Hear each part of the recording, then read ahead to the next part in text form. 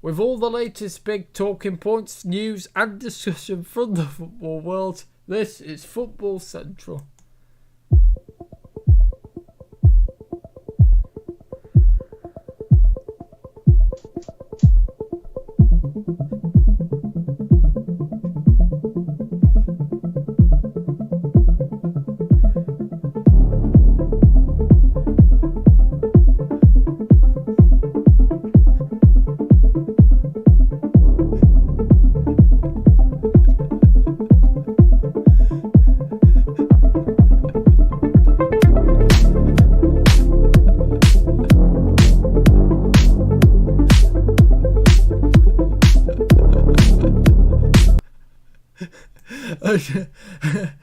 Go.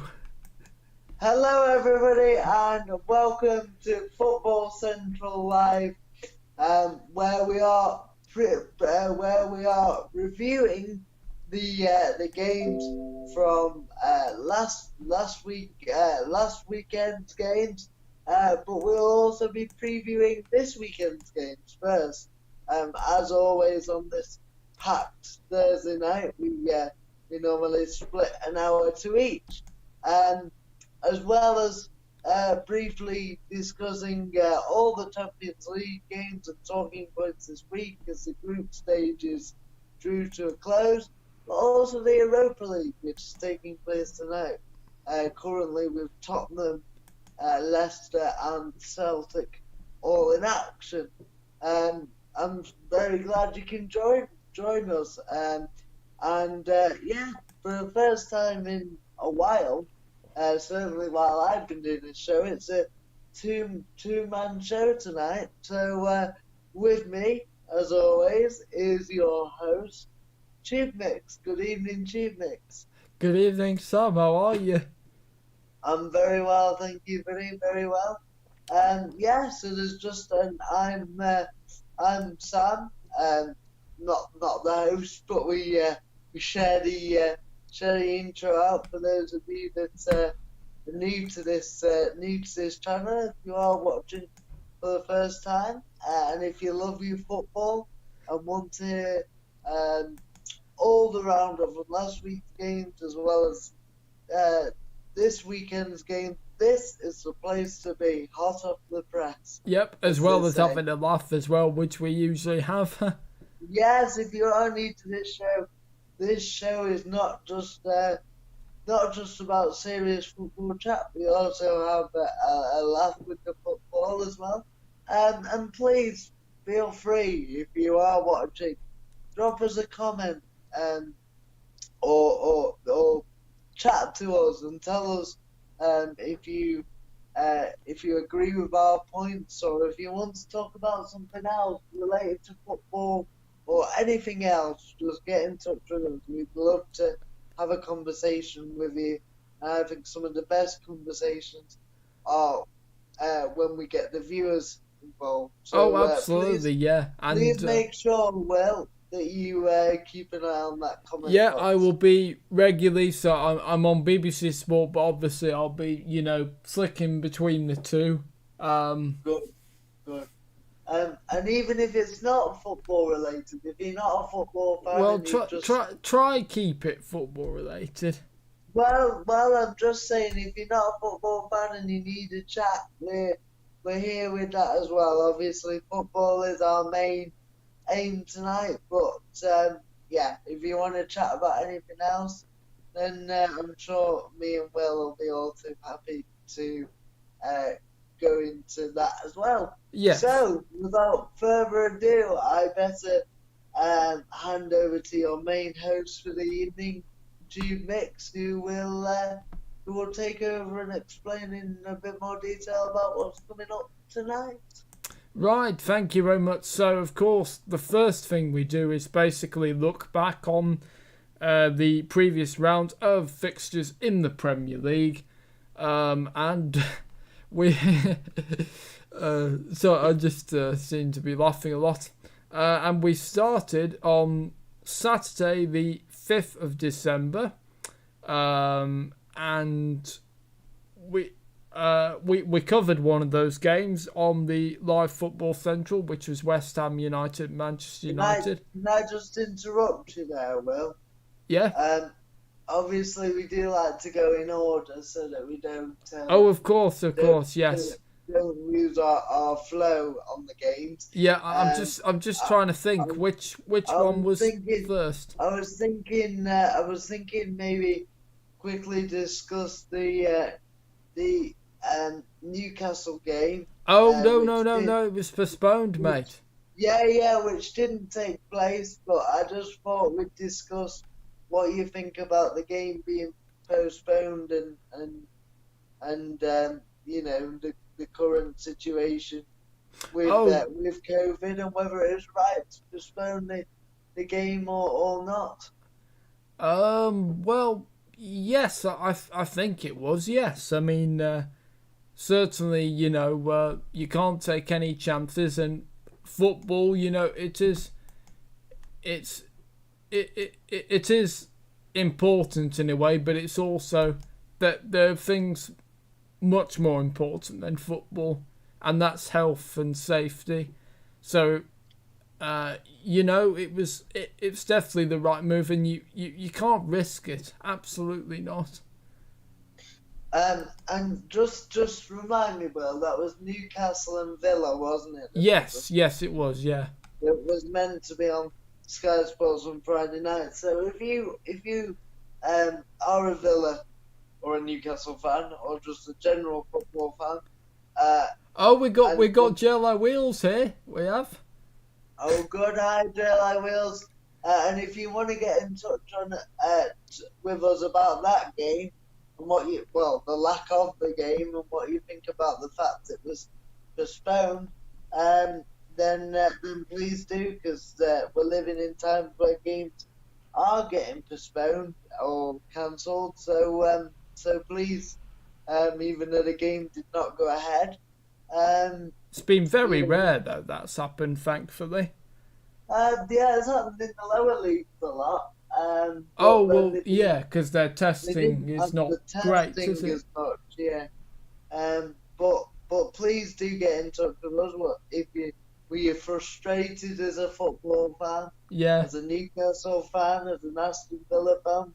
Did you feel it was the right decision to postpone the game? So these are all discussing points, and I'm sorry I cut across you with saying let's discuss this game, but I think that's fine. It was a controversial decision. I personally, I think you have to take the government's advice. I think you look at how many Newcastle players were out there, were out through COVID, and not just players but staff. And I think you have to look at Villa's safety as well, because they, even if they had played, football is a contact sport. Yes.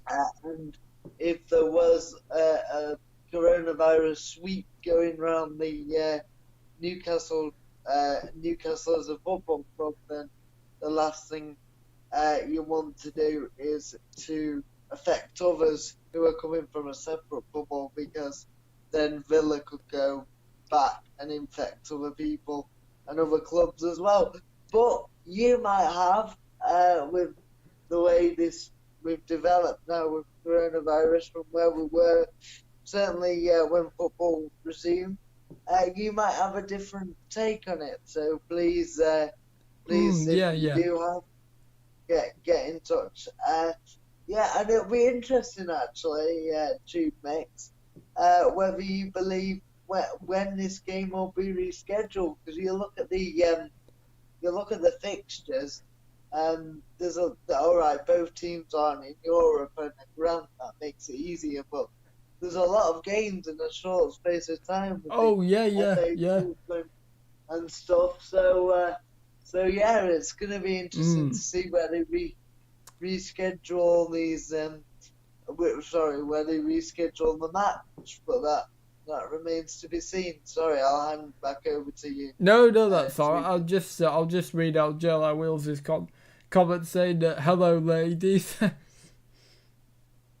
Hi, JLI Wheels. Yeah, we're hoping you're all right. Working hard, bringing that dosh home. Yeah, Absolutely. And good on yeah, you. great to see you here, JLO Wills, and also good to see your channel doing well as well. Your series, that's great to see that. Still not watched any of your videos, mate. I have to be honest, but I'm sure I'll get around to it at some point. They're funny. They're funny. Well, yeah, well, I will. I can't. I'll have to get round to them, but it's on my to-do list. With So his yeah, own trademark humour. yeah, keep going with them. Keep going with them. Absolutely. I'm sure you'll pass Will's subscriber rating. We Sorry, will Will. see.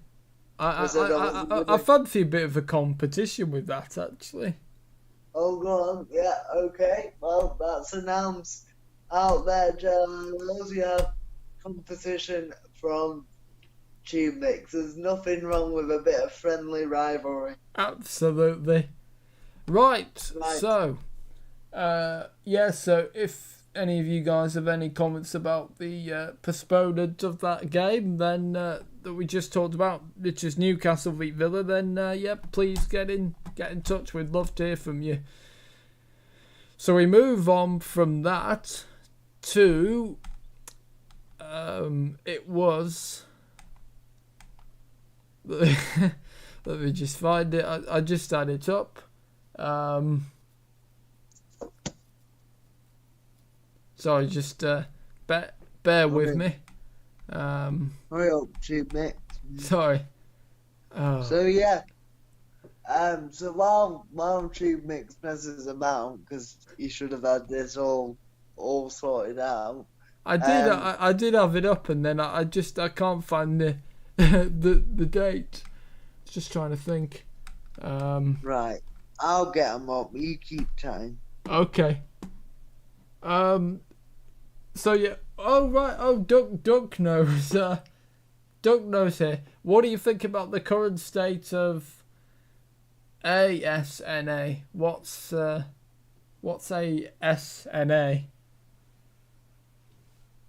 I think he's on about Arsenal, isn't Oh yes. Sorry. Oh well, it's very interesting, isn't it? Hope you're all right. Don't know. Oh, absolutely. You know, it's very interesting, isn't it? You know, Arteta, you know, winning the Community Shield, winning the FA Cup and the Community Shield. You know, that there was a lot more optimism, and obviously they were playing, you know, bringing Gabriel and Thomas Partey in, so that they had a good transfer window, so there was a lot more optimism. But Arsenal have struggled now for the past few lot of games. Aubameyang, I've never seen him, I've never seen him so poor. You know, usually with him you get loads of goals. But he's going through a real dry spell. Yeah. So he is, and Arsenal are an interesting point in my opinion. Don't know, they are they are getting slowly better, even though the results don't show that. I think they are starting to try and play the right brand of football.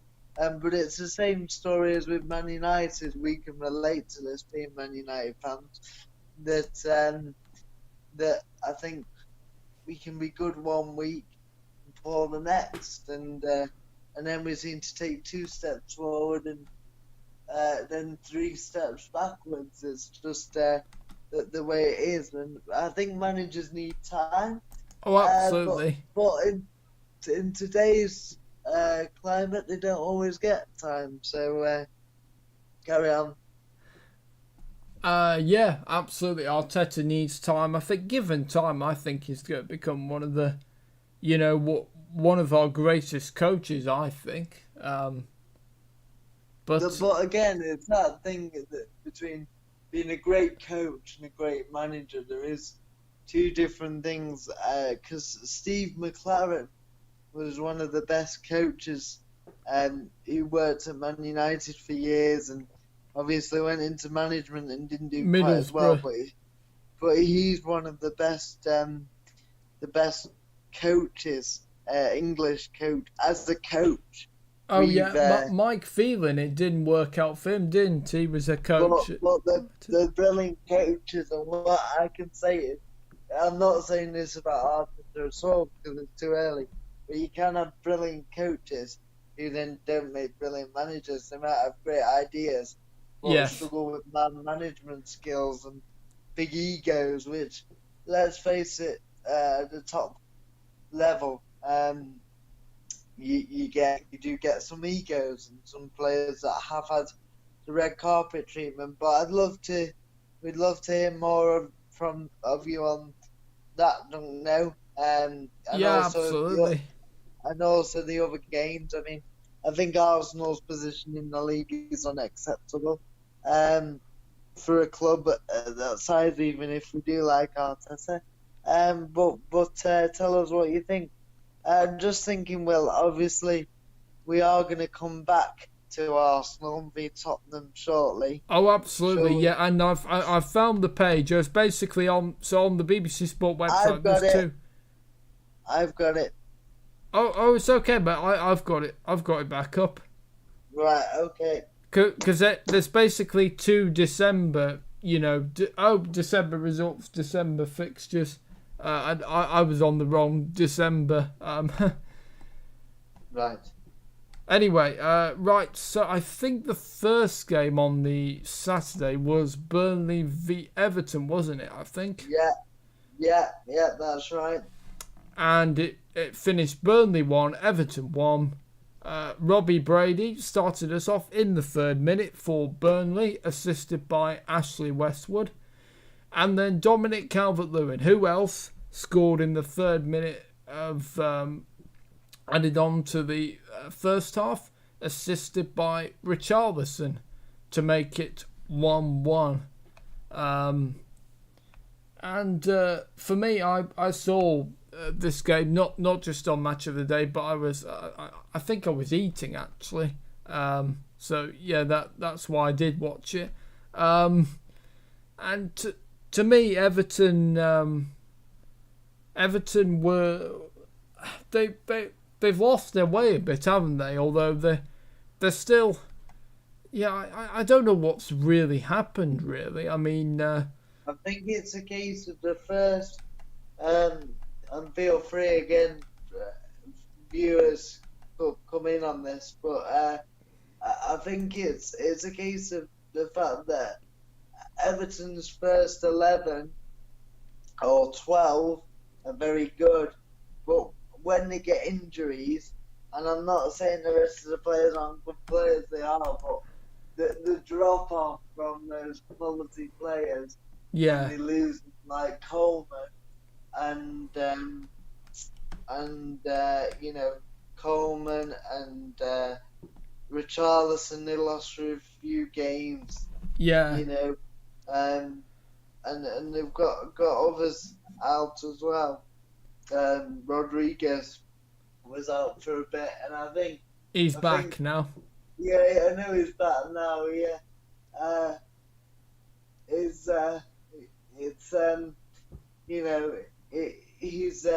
one of the key components when Everton play well is having all their players fit and available. And I think it's something we've seen a lot with Leicester going the other way, that they can put not a weak inside, but a weak inside to a certain extent, but still with quality players out there. Oh, absolutely, still get victories. You look at, they had Madison missing at the start of the season. They did, yeah. They had lots of players missing, actually. Pereira missing, Evans missing at the start of the season. Sayinchu. And yet they were still able to pick up results, albeit they dropped off a bit recently. But Leicester.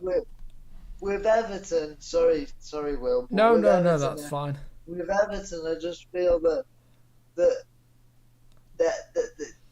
in order for them to challenge for the top 4, top 6, all their top players have to be available most weeks, and I think Yes. and it's because Ancelotti's only been in the job. He's only had. I wouldn't even say he's had two proper transfer windows because he was there in the January one and in the summer one. Yeah. But I'm not sure you could class the summer transfer window this year as a proper window. I know he brought well, but it certainly wasn't a normal window. Oh no, the market obviously. Yeah, was. Yeah, even though he did get some quality players in, no doubt. Yeah, So, the likes and of Ben you Godfrey. could argue that the January window is hard anyway because it's mid-season and obviously teams don't want to let the star players go or players go No.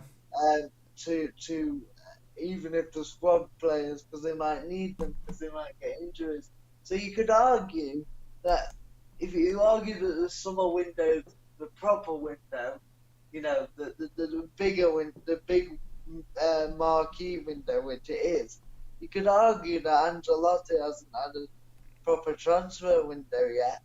And still with that, he's brought in some quality players. But Doucouré, Allen, Ben Godfrey. I just don't think they have the strength in depth. I mean, you look at, for a club like Everton to lose Seamus Coleman, now obviously it's going to be a blow.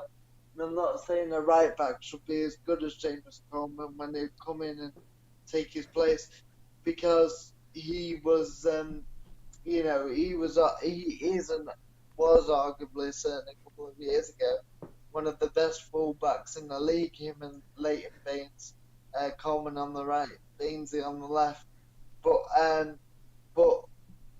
he's brought in Ben Godfrey, who was in a struggling side, but Norwich, good player, young player. Yeah. He's not a right back. He's a centre half. And I know you get some players that are versatile, but I've seen him play and just doesn't look like a right back. And for Everton not to have a recognised right back, that obviously they've probably got some in the youth teams in reserve, but a recognised right back that they feel is good enough to play in that first team, other than Coleman. Yeah. Especially given Coleman's injury record as well, is a bit strange for a team that's trying to get in the top six. Yeah. So it's an area Ancelotti's looked at, but maybe couldn't get the target this summer. Yeah. But yeah, I just think with Everton, if they miss key players, they don't. Your squad, like you could argue, Man City have got two first 11s. Yes. That could win the Premier League. Now, I'm not either one of those 11s. Now, I'm not saying that Everton need that, but they need good quality players that can impact the game in the right ways. Oh, yes. Defensive or attacking, and they've not got that. So, Yeah. I think when key players are missing, that's where Everton are in trouble. What do you reckon? I agree with that also, but I think Ancelotti, some of his, tactics have been, like it looks like from here, James Rodriguez played as a winger. So he tried in there again. Delph was in the midfield, so it looked like it was a midfield of Delph, Allen, and Doucouré. Iwobi was playing as a left wing back, I think, or something, because Luca Dean obviously is unavailable. Yeah, I mean, I think Andre Gomez, it seemed he was having a really good season, but he's not been picked for a couple of games now. For me, I think he has to come in, certainly to replace Delph. Delph was injured, wasn't he? I didn't see the game. Delph was injured, but I've seen him play, in it whenever he's played for Everton for me, well, and for City. I don't really think much of him as a player, particularly Fabian Delph, really. Oh, I do. I think he's alright. He might not be City's best player, but he's versatile and he's a good, solid, professional footballer.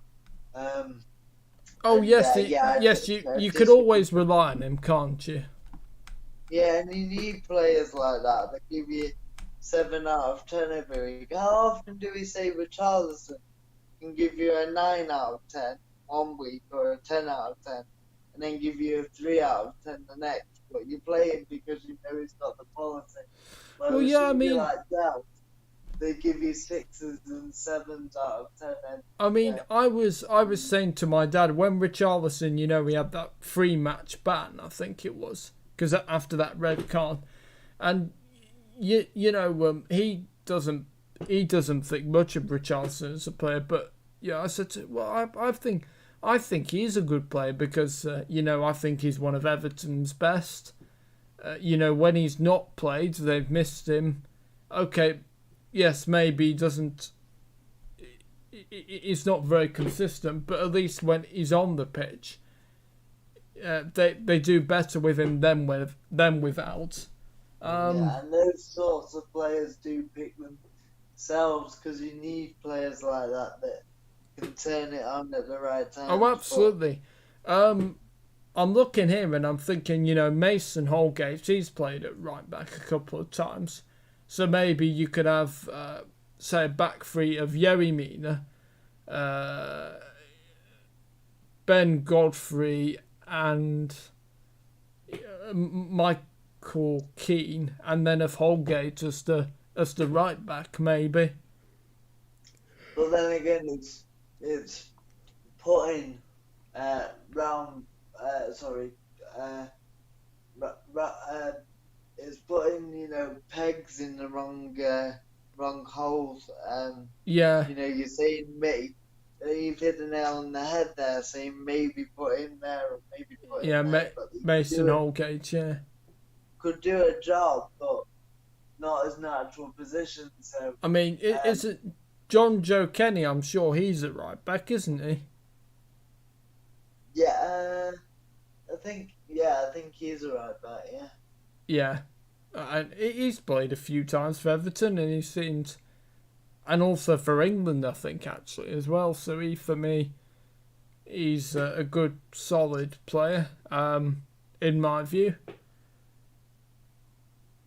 But and I mean Everton will be fine. I think alright. They've had a little wobble, but Oh I yeah, don't yeah. I think Everton. they'll finish in the top 4. But I do think Angelotti will build there, and I don't think he would have got James Rodriguez to go there.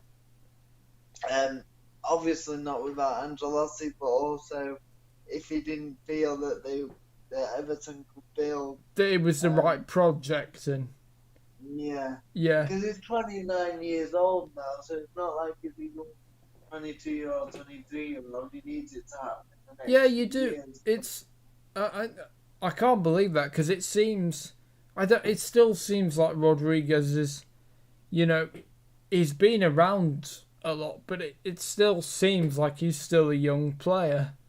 If you get what I mean. Yeah, no, it does. It doesn't seem 5 minutes ago since he lit up the World Cup of 2014 with Colombia. I'd like to get your view on Burnley, Will. Oh yeah. I was just about to go to Burnley. Well, I saw enough from Burnley to suggest that yes, maybe they can turn it around, but it's still going to be very tricky, I think. I would still be worried for Burnley, I think, because they have to start winning soon. They have to. Yeah. I mean, do you think Burnley are very well structured and very well organised? And I've seen their foundations, which is having a solid defence and being so hard to break down. I wouldn't want to play against Burnley because they're tough lads. But I think you started to see that the most important thing to survive in the Premier League is defence. In fact, to win football matches, yeah, you need the goals, but there's no point scoring 4 if you're going to concede 5 every game. Yeah, So, yeah, so, so yeah, yeah, every team, no matter if you're big or small, has to build from defence. It's just that some teams have such a good attack. But I think Burnley, the last 3 games, they won against Palace, they won against Everton. They could have easily won that game against Everton, from what I heard on the radio with Dwight McNeil in the last couple of minutes. And he's obviously a very talented player. His next yes, stage of development is to start uh, hitting the target in big moments, particularly towards the end of games and not tightening up. But I think that'll come.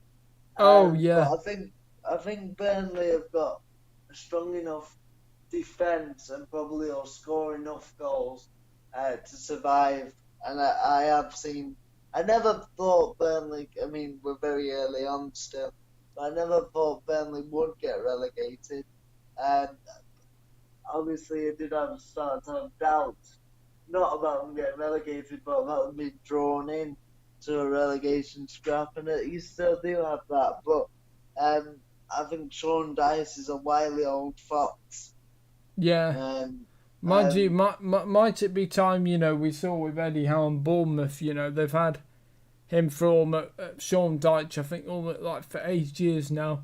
Maybe is it time for someone with a new voice and maybe, but what else could somebody do with that Burnley side? I think Sean Dyche has got the best out of that Burnley side, and whilst they've got Premier League experience now, it's that case of be careful what you wish for.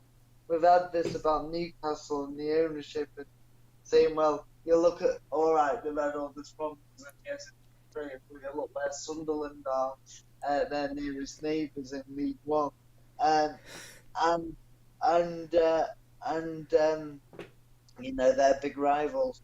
And I think the same for Burnley. I think you'd have to be so careful if I mean, Sean Dyche is never going to get a sack from Burnley, but if they decided from a mutual agreement, I'm not suggesting 1 minute he should go because I think he's a great manager. And I see a lot. He gets the best out of what he has to work with. And players love playing for him because Burnley have to scrap for their lives to get points, and they do that each year. But I I nailed that steal, but it's for being careful what you wish for. Yeah, I remember Mick McCarthy at Ipswich, and everybody was saying, "Oh, Ipswich when McGoldrick played for them, and Freddie Sears, which I think he might still play for them." But everybody was saying, "Oh, they should get promoted out of the Championship," and "Oh, we keep finishing 7th just outside the playoffs." But you look at where they went, and he got a lot of stick, but you look at where they went when he left, he got relegated into League One. And all right, they're doing well now, and the manager there is doing quite well, but they got relegated because he left, and it's be careful what you wish for. Um, and I think Burnley would be in trouble if they let Sean Dyche go, especially in maybe not at the end of the season, but certainly mid-season as we are now. And I think Sean, if anything, Sean Dyche should be looking at bigger jobs because it would be interesting. No disrespect to Burnley, but it would be interesting to see what Sean would do with a bit of money because yes, everybody says that Burnley are a long ball team, but they're not.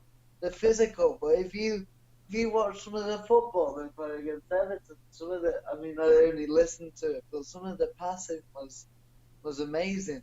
And and like with short passing and passing in triangles, but then they have the option of hitting wooden Barnes or wooden Jay Rodriguez or Vidra or whoever yeah. it might be. So they mix the game up. So I think Burnley will be fine. yes, it'll be a challenge, but every season in the Premier League, apart from even the one where they finished seventh, they had to be right at it every game, just everybody performed at the maximum.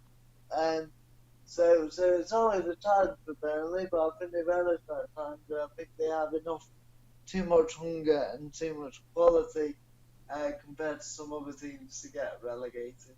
But yeah. Okay, fair enough. My opinion.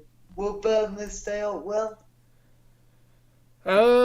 it will depend. It will depend on their fixtures. For me, these ones, as we come up to the Christmas period, those ones are key for me.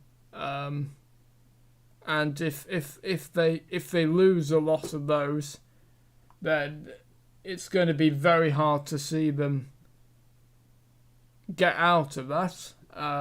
But if they do, get a few draws and wins there, then but for me it's these the festive period round of fixtures that are key for me that will ultimately decide. Do you? Well, there's a lot of games. There's a lot of games close together, isn't there? So if you can get a good one over Christmas, whether you're towards the top of the league, the table or bottom, I do think that the table starts to be shaped after Christmas. Even though you did think Sheffield United would do after one game, which I thought was a bit too far fetched. But I think certainly after Christmas, the league does start to shape up, and we'll see. But what were you gonna say, Will? Sorry. I was just gonna say. So just before we move on, can I just do the stats? Can I? Yeah. If you want to do the stats for that game. Okay. So Burnley had 41%. So this is possession. Everton had 59. Burnley had 8 shots, while Everton had 13. Burnley had 3 shots on target, while Everton had 6. Burnley had 8 corners, while Everton just had the 5. And Burnley had 6 fouls, and Everton had 9. So that is the statistics, and ready to move on? Yeah, quite even. I won't worry, Burnley fans. And maybe you have an opinion on Sean Dyche, but feel free to get involved. But I personally love the guy. I've been the type of player I am, playing my power chair football, physical and hard. I'd love to play under Sean Dyche, but he'd be in the top 3 managers in the Premier League I'd like to be managed, because I think he'd get the best out of me. But anyway, you want to move on to TubeMix? And just before, also, I'm sorry I missed a few of JLI Wills' comments saying hard-working individual, me, and I'm sure you're right too, Sam. So yeah, thank you for your comments, JLI Wills, and Doug No as well. He agrees. Oh, is Doug No sent anymore? No, not since that. No. All right. No worries. Join us when you can, Doug No. Yes, still time, so I'll keep going between the two of them. And so I think the next game, I'm presuming this is in order, the BBC Sport website, was Manchester City and Fulham, I think. Yes. No, I didn't see this game. I saw this game on Match of the Day. Well, go on, then I'll leave it to the expert. Well, I don't know about expert, but yeah, for me, obviously Fulham have picked up a bit recently. It was always going to be interesting, because had this been, say last season or the season before, you would have said, oh, it's easily going to be City. They're going to beat them 4 or 5. But no, this is City have not exactly been at their best this season, and Fulham were actually they didn't look like scoring that much times. that many times. But they were better than I thought they were going to be. Like Scott Parker said, we saw a team that had some fight.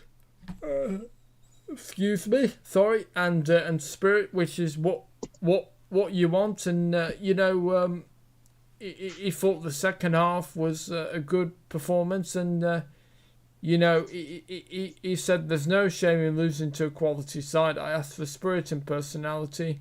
I thought we had that.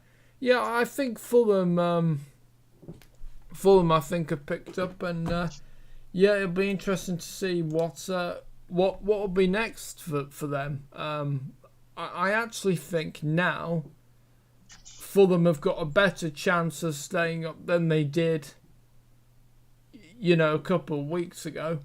But we'll just have to wait and see. My opinion on Fulham. Sorry, Will, I'm just doing something as that. No, that's all right, mate. My opinion on Fulham is that I think they'll stay up, to be fair. Yes. Starting to play good football, losing 2-0 to Manchester City. It's no disgrace. No. And I think they're a good team, to be fair. We're trying to play the right way. Yeah. It's going to be tight because Fulham do concede a lot of goals. Yes. But to only get beat 2-0 by City, when certainly in the first half City made it look like it could be 4, 5, and 6, is steps forward. And the defence looks a lot better all of a sudden, and a few good performances defensively. They've got some good players going forward. Fulham, Loftus-Cheek, Lookman, that full-back Owaina looks lively. Mitrovic obviously can get you goals. So I think for Fulham it's more about whether they can stop the goals going in, but the signs are encouraging. Yeah, I think some really good points there, Sam. So we started us off the goals from Raheem Sterling in the 5th minute, assisted by Kevin De Bruyne, and on top of that, Kevin De Bruyne scoring in the 26th minute with a penalty to make it 2-0. So a goal and an assist for De Bruyne, and I thought he was just fantastic. Not just from both those, but just his general play. I mean, was very, very good. Yeah, he's a quality player. I don't like to say it because he's a Man City player, but he is a quality player, and he didn't prove any side in the world. It's as simple as that, really. Yeah. When you've got the vision that Kevin has, and the awareness and the ability to execute and perform week in, week out at an 8, 9 out of 10, and do things that and do things that other players could only dream of, then he's rightly admired, and revered as one of the best players in the league, and a world class midfielder, and top player. Yeah, absolutely. Right, so I will just do these statistics, and then will you be ready to move on after that? Sorry, Will, what was that? I said we'd be ready to move on once I've done the statistics. Yeah, go for it. Okay, so Manchester City has 69% possession, Fulham had 31%. Manchester City had 15 shots while Fulham had 6. Manchester City had 5 shots on target while Fulham only had the 1. Manchester City had 9 corners while Fulham had 3. And Manchester City had 7 fouls while Fulham had 6. And that concludes the statistics for that game. One thing I would just like to say is considering City was so dominant in the first half. Oh yeah. The game in the first half. I think you look how early, just to go back to the defence, how early City scored. I think a few weeks ago. What was it, in the 6th minute and the 26th minute? 5th minute and the 26th minute. 5th minute and the 26th minute. I think when you look at that, and Fulham a few weeks ago probably would have capitulated defensively, having conceded 2 goals that early against City and lost the game 6, maybe 7-0.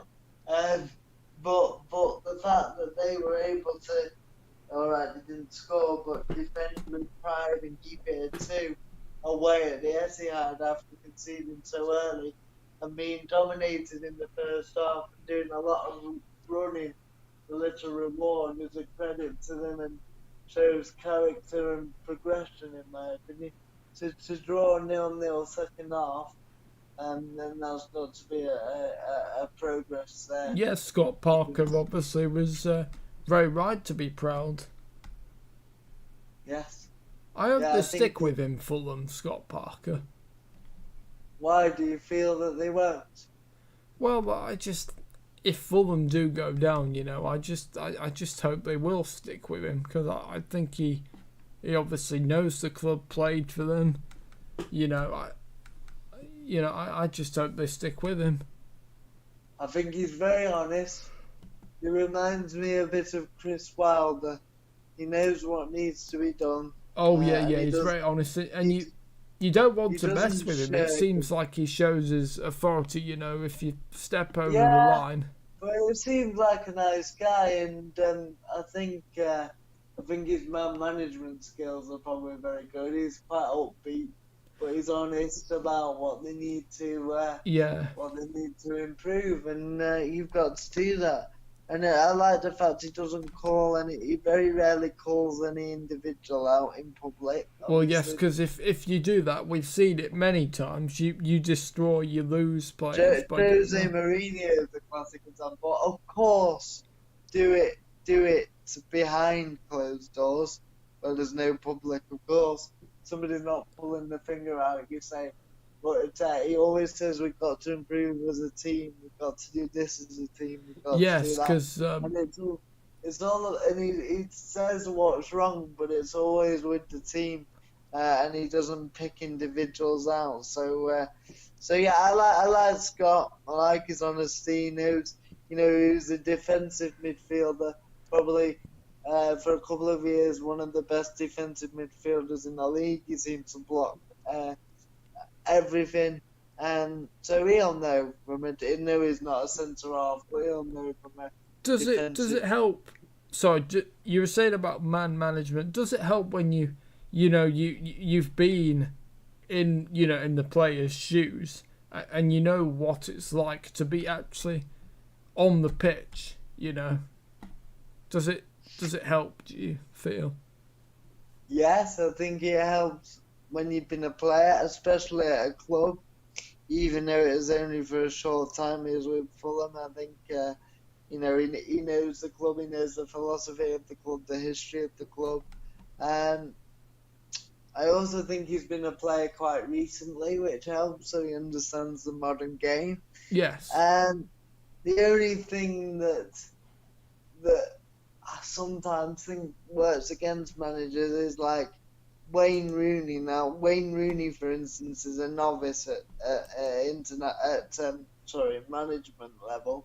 But he's gone into the Derby side, managing, I think he's still a player manager, is he? No, he's been told to while he is manager, which is on an interim basis, he's been told to stop playing, but because Steve McLaren has come back as a technical director.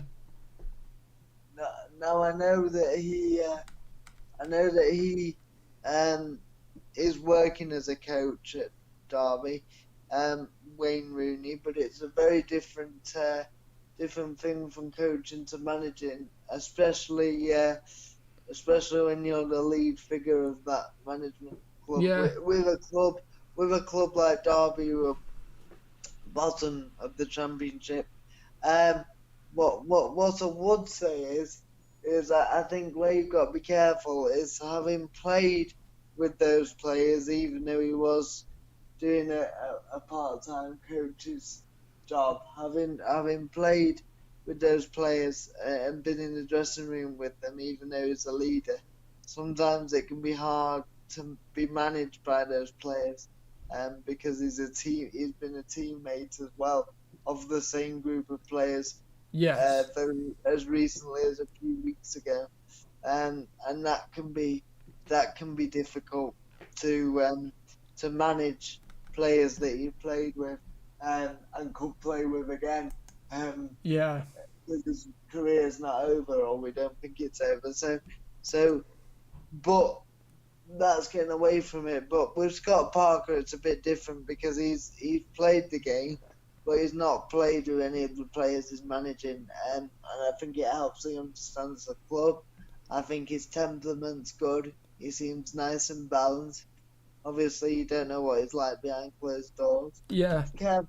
He's careful what he says to the media, which I think is good, because you got to protect the club and the players. Yes. And unfortunately, the British press are very quick to misread things and make stories when they're not there. And yes. I think you're slowly seeing Fulham improve. I think they've always been good with the ball, which helps. They're good passing side, and that shows that Scott Parker has good appreciation for the type of possession game we all like to see. But it's just whether they can start defending better, and the signs are they can. But it'll be difficult for Fulham, but they've got a fighter's chance. I don't know if you want to pick up on anything there, or go from a Man City angle, whatever. Yeah, just before we move on, so sometimes, you managers, you see them, get called coaches, don't you? Yeah, it depends, like head coach or manager, but they're the manager, really. So is a head coach, is that the same as a manager then? Not quite, because I think a manager has more control over the club. But, right, okay. But they're still really the manager because they pick the team, and it's more or less. There might be a few differences, but it's more or less because you still pick the team. Because I remember Pochettino, saying he should maybe get his title change from head coach to manager or something, I think, towards his last season, I think. You see with Nuno as well. Nuno's Wolves as head coach, but it's the manager, really. Everybody refers to him as the manager. It just means that not in terms of picking a side and training, but in the day-to-day things, the manager might run a few more things behind the scenes. But the head coach doesn't. But it depends on each individual club. People might still be the general manager, but just get called head coach. And so, right, okay. There are slight differences, but head coach is really the manager. Right, okay. I did think so, but I just wanted to to get Yeah, your view on that. just might not be as general.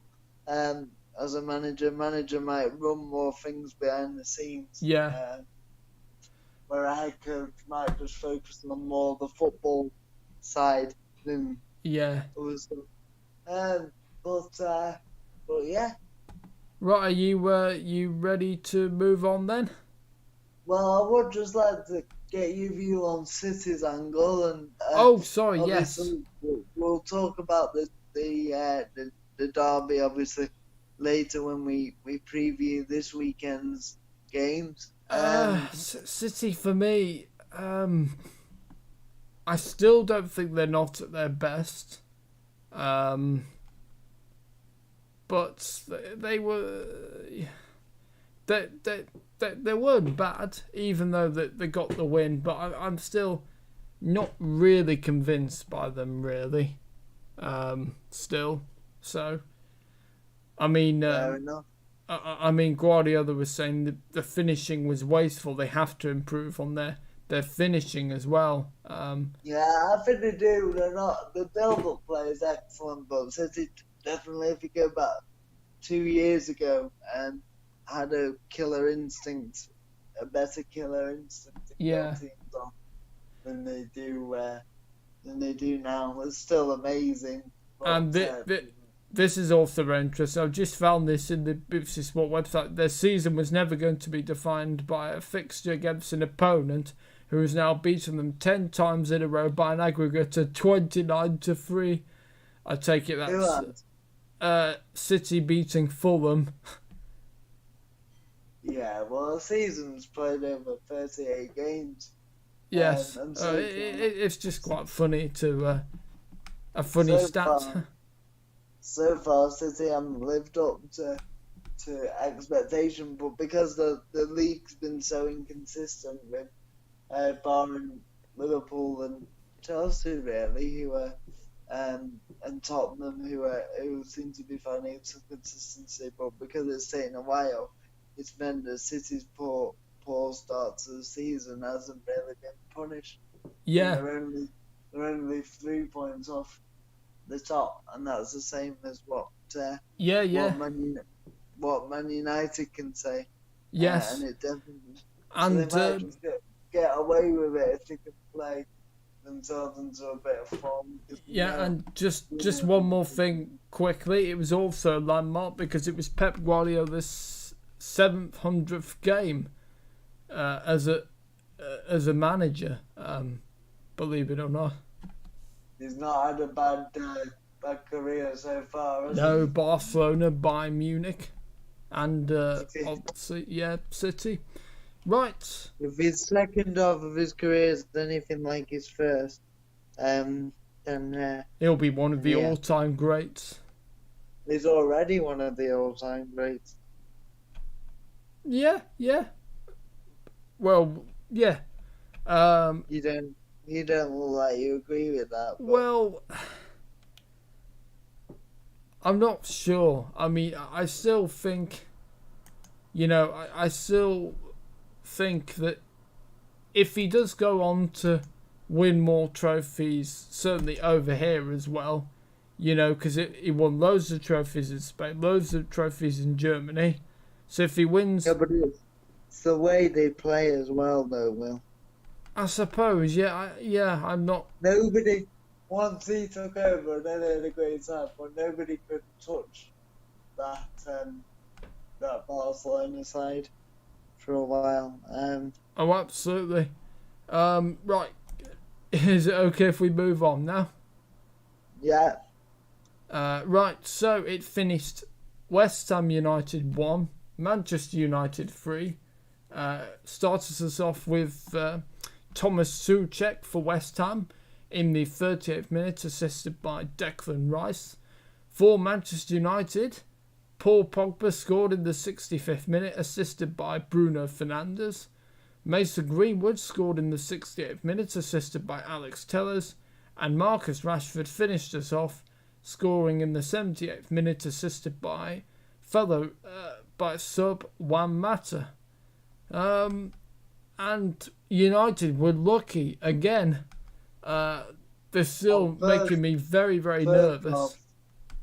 First off, we were terrible. I First didn't see half the was, second half. absolutely dire. Absolutely dire. West Ham were quicker to the ball, faster, sharper, Exactly, wanted yeah. it more. Call it what you like, really. We were shocking. We could have been about 4-0 down by half time. Well, yeah, I was thinking that, yeah, exactly what I was gonna say. Yeah, and United, they second half, obviously, yeah, it's good that they came out, but I'm still at the end of the match, even though United still won. Yes, they did have a better second half. I still wasn't very happy with them, particularly. They need to be much better than this. They need to be not just. Yeah, it's all very well, coming on in the second half, but what if they were, I don't know, 5 or 6 down, that could have been another day. So for me, they need to start better in the first half. And yeah, United, but massively, lots of work to do. I'm still not convinced by them, and how they're managing to win is just, to be honest, it's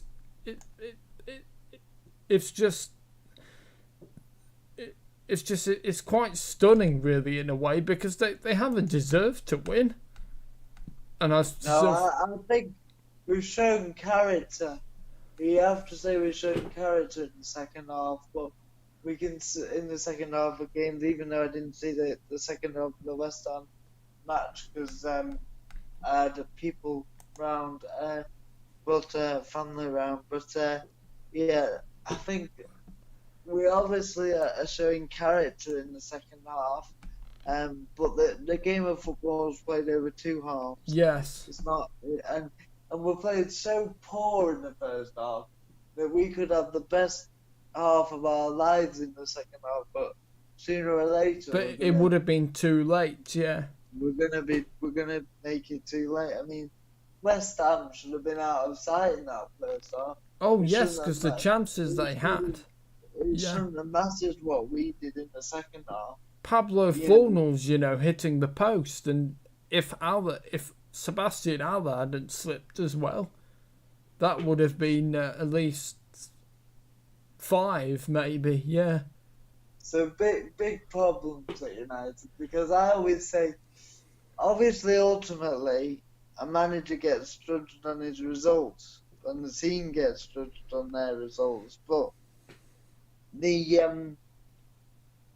for me, performances are more important than results, because if you perform well, even if you're losing games, if you perform well, then sooner rather than later you will start winning games. You can't play well every week and lose. Alright, occasionally you'll lose games that you should have won, as West Ham probably did. But my point being that if you perform well consistently week in, week out, the results will come and the board will stick. But United are doing the opposite. We're playing awful and winning. And if I had a choice, obviously I would just play great football and win. But I would rather do it the other way around, to be honest. It's a tough one, isn't it, really? You can either play poorly but win, or play good and lose. Do you see my point though? If you're playing good football and you're losing game, then sooner rather than later those results can start going for you. Oh yes, and football is also entertainment as well. But I mean, if you do the right things and you play well, then eventually the results will come. Yes. I feel with United, we're on the worst end because we're winning when we're not playing well at all. Which, like, if you were top of the league, you'd say, well, that might show the sign of champion. But we're not playing well at all in 90% of our matches, and this is Man United, so something's wrong there. I can't think of many games. No, I can't think of any games this season when they've actually played well. There's been none at all. Certainly not in the Premier League, and I think, Yeah. like I said, rather us perform well and lose than, don't know what you think, Will, than play like that, and you just know sooner rather than later, even if we're winning, that it's not good enough, and we will lose. Yeah, it's like I said, it's a bit of a tough one, but I can also see your points, some good points there, Sam. Have you got? I mean, you watched the second half. So what do you think it is about Man United in second half? Do you think it's because we get ourselves into such a hole that in order to turn it around, we have to come out fighting? Maybe.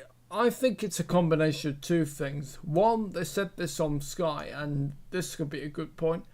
We're often changing formations, aren't we? Every single game, all those, it seems to be a lot of chopping and changing. Yes, it's a lot of the same players, but if you keep changing formations every game, then I don't think that's very good. So maybe it takes them a half, to get used to the formation. The other thing is some of them are too complacent, I think, and it's a bit concerning when you need to go behind and then to, get that motivation. From what I've seen, I do have concerns about that, because from what I've seen, they're not great, and then once they're down by a goal, then you see them great, and you start to think, well, where was your motivation then?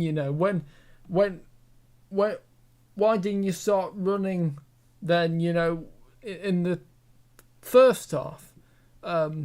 So that for me seems to be the problem. I think if players can't struggle to get motivated, then that's extremely concerning. I agree, and sooner rather than later, our luck, because it is luck in some ways, but it's happened too many times for it to be anything else. But sooner rather than later, our luck will run out. To be honest, mate, I still think they didn't deserve to win, really. I don't think they've deserved to win hardly any of their games this season. It's just that the fact that we do have some quality gets us out of trouble. So even if they only turn that quality on for 30 minutes or whatever, when we do turn it on, we're good enough to turn those teams over. Oh, absolutely. When everybody's on their game. If we play like that against City, they're going to get battered. It'll be 7-0 down at half time and it'll be game over. Exactly, and it'll be too late. What were you going to say, sorry? I was just going to say, no, good point. They'd get battered if they played against that City or Liverpool. They'd get absolutely thrashed, put to the sword, finished. Yeah. I think we're miles off. Oh, absolutely. And, at the moment it's... I do say there's a term that the league table never lies about where you are with points and positions, because you are where you are, everybody plays. Well, yeah. But with Man United, I feel that the league table does lie, because I think we've been far worse than our league positions suggest. Yes, it's a bit weird, isn't it? It's hard to, I'm... Because we got the quality, even if we only go for half an hour to beat those teams, if we have a stunning half an hour. But we can't keep doing that, because it's not... No, because at some point, like you said, the luck's going to run out, and they'll pay for it one of these days. And do you know what? Maybe game, that's fine. In one game, that's fine. But it's happening every single game. Yes, and do you know, I want to watch a game and be comfortable. It seems at the moment. Actually enjoy it rather than being on it. Exactly. At the moment, whenever I watch United, I'm not feeling that enjoyment. I'm not feeling comfortable. And it's a shame, really, that it's coming to that. Of course, I'll still continue to watch them, but I want to enjoy watching them. Yeah, I don't think Ollie helps himself because he's sat down a lot. Yes, although he was very good with his subs. You know, we often say it's too late. He took Van der Beek off and put Bruno Fernandes on a half-time change. Now, I'm not a huge fan of half-time changes, although actually I think Van der Beek should have come on for, even though Pogba scored, apart from that goal, I thought Pogba was pretty poor, to be honest, and I would have put Van der Beek on and took Pogba off, but Pogba did score, so that's fair enough. Van der Beek was already on. Well, yes, I know, but I wouldn't have took him off. So what you're saying, take Pogba off and put Fernandes on? No, switch Van der Beek to midfield, take Pogba off and put Fernandes on, yeah. That's what I just said. Oh, sorry. Yeah, and then Juan Mata, obviously, good sub off the bench as well. Help it well, and Bruno Fernandes actually. So to be fair to Ole, he actually got his sub spot on, and they helped to win the game. And another sub, Cavani came off at half time, and Marcus Rashford came on. Yeah, and he was trying to say we should have had enough quality anyway to at least compete with West Ham. Yes. In both halves. I'm not saying West Ham are a bad team, they're not, they're a Premier League side.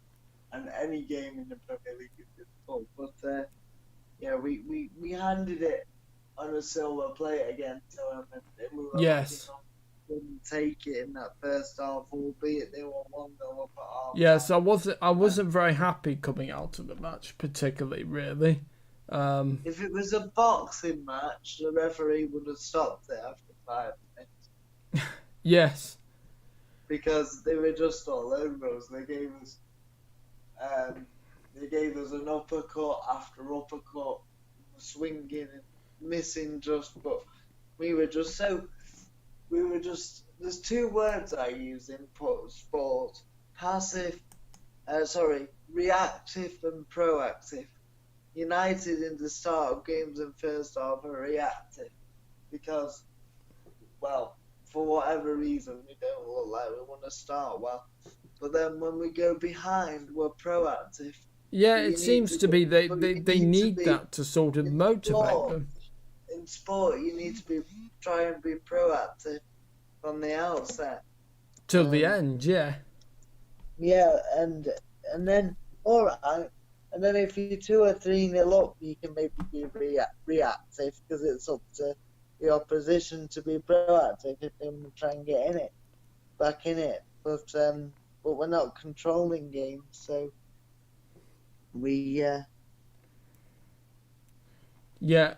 Can I do the statistics? Sam, have you said all the points you wanted to say? Well, we've talked about United, but I wondered if you wanted to talk about West Ham well and West Ham, for me, they should have won the game. Like I said, if Sebastian Allahan had slipped, Pablo Fornals, hitting the bar as well, then it would have been a completely different story. Would have been 5. It would have been 5-1 to West. Hang on.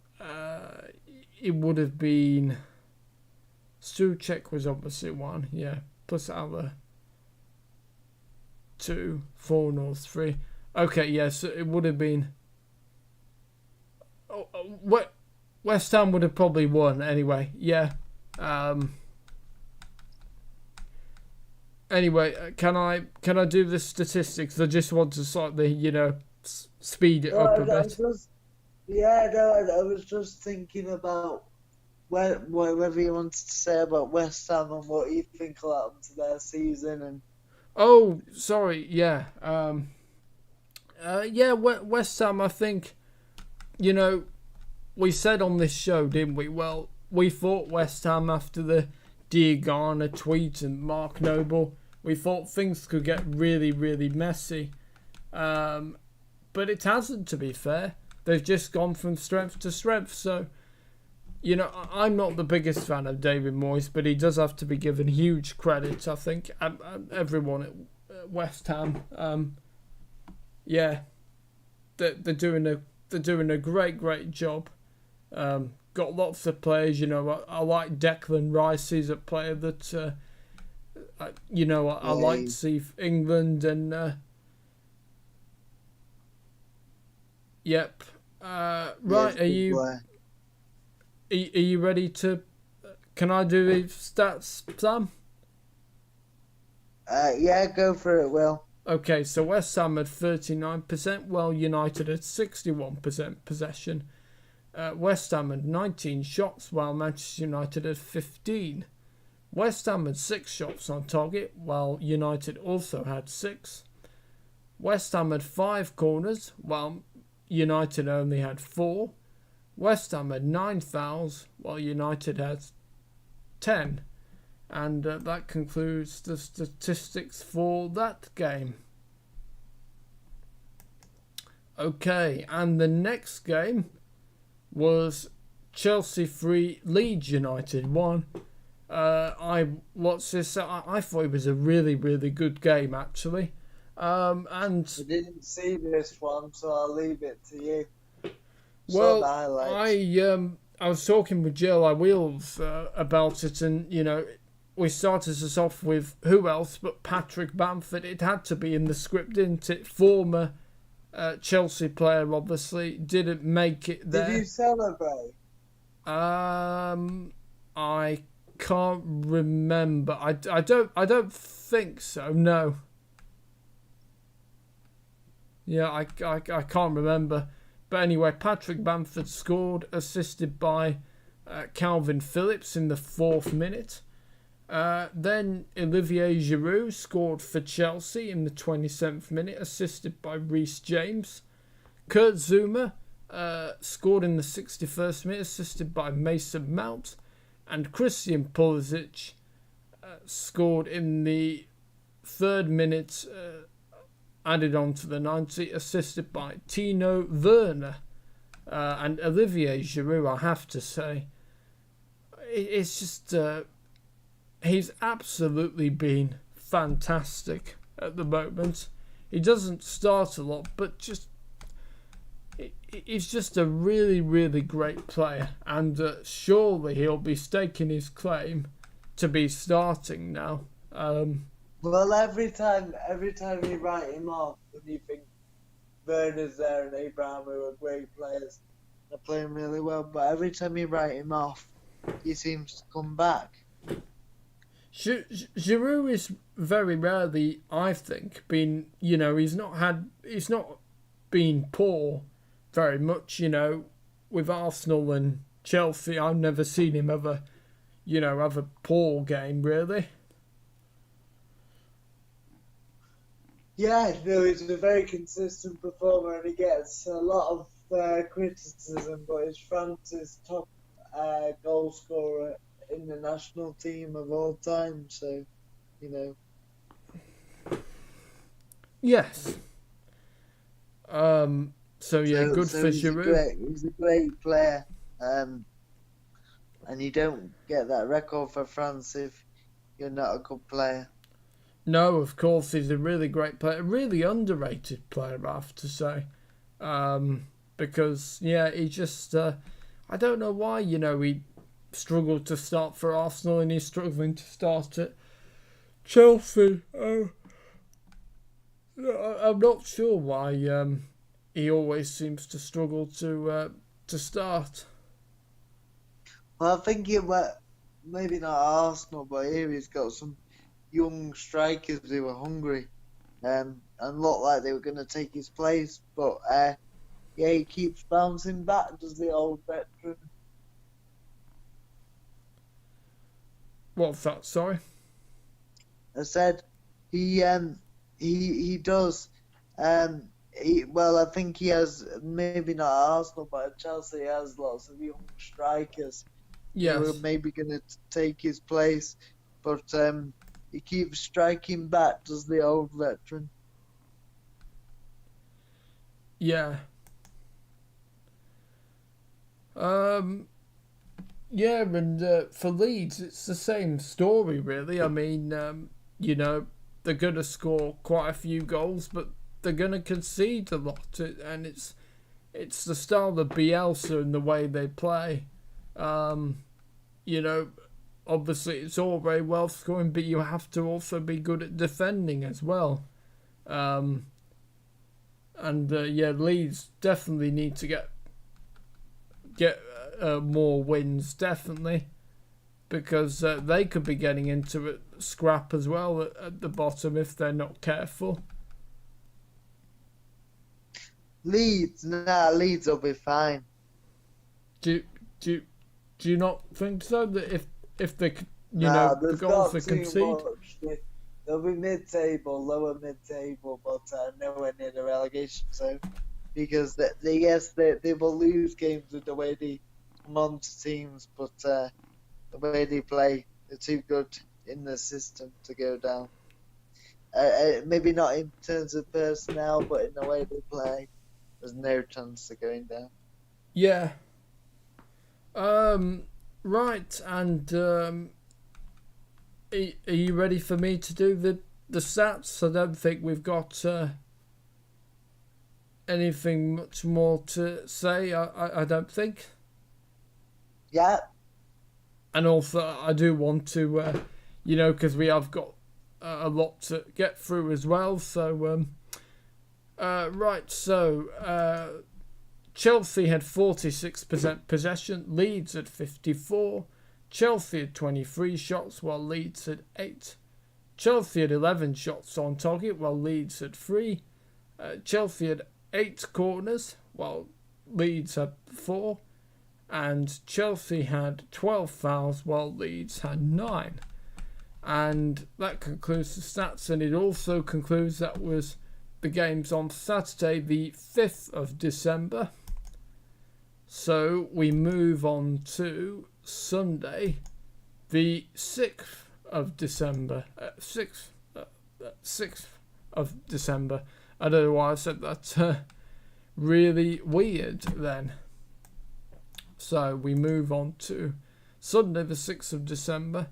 And I think the first, I presume these are in order. It was West Bromwich Albion 1, Crystal Palace 5. Saw that game. Yeah, was that the first one on Sunday? I presume these are in order. Yes. Okay. And it started with an own goal, Furlong, to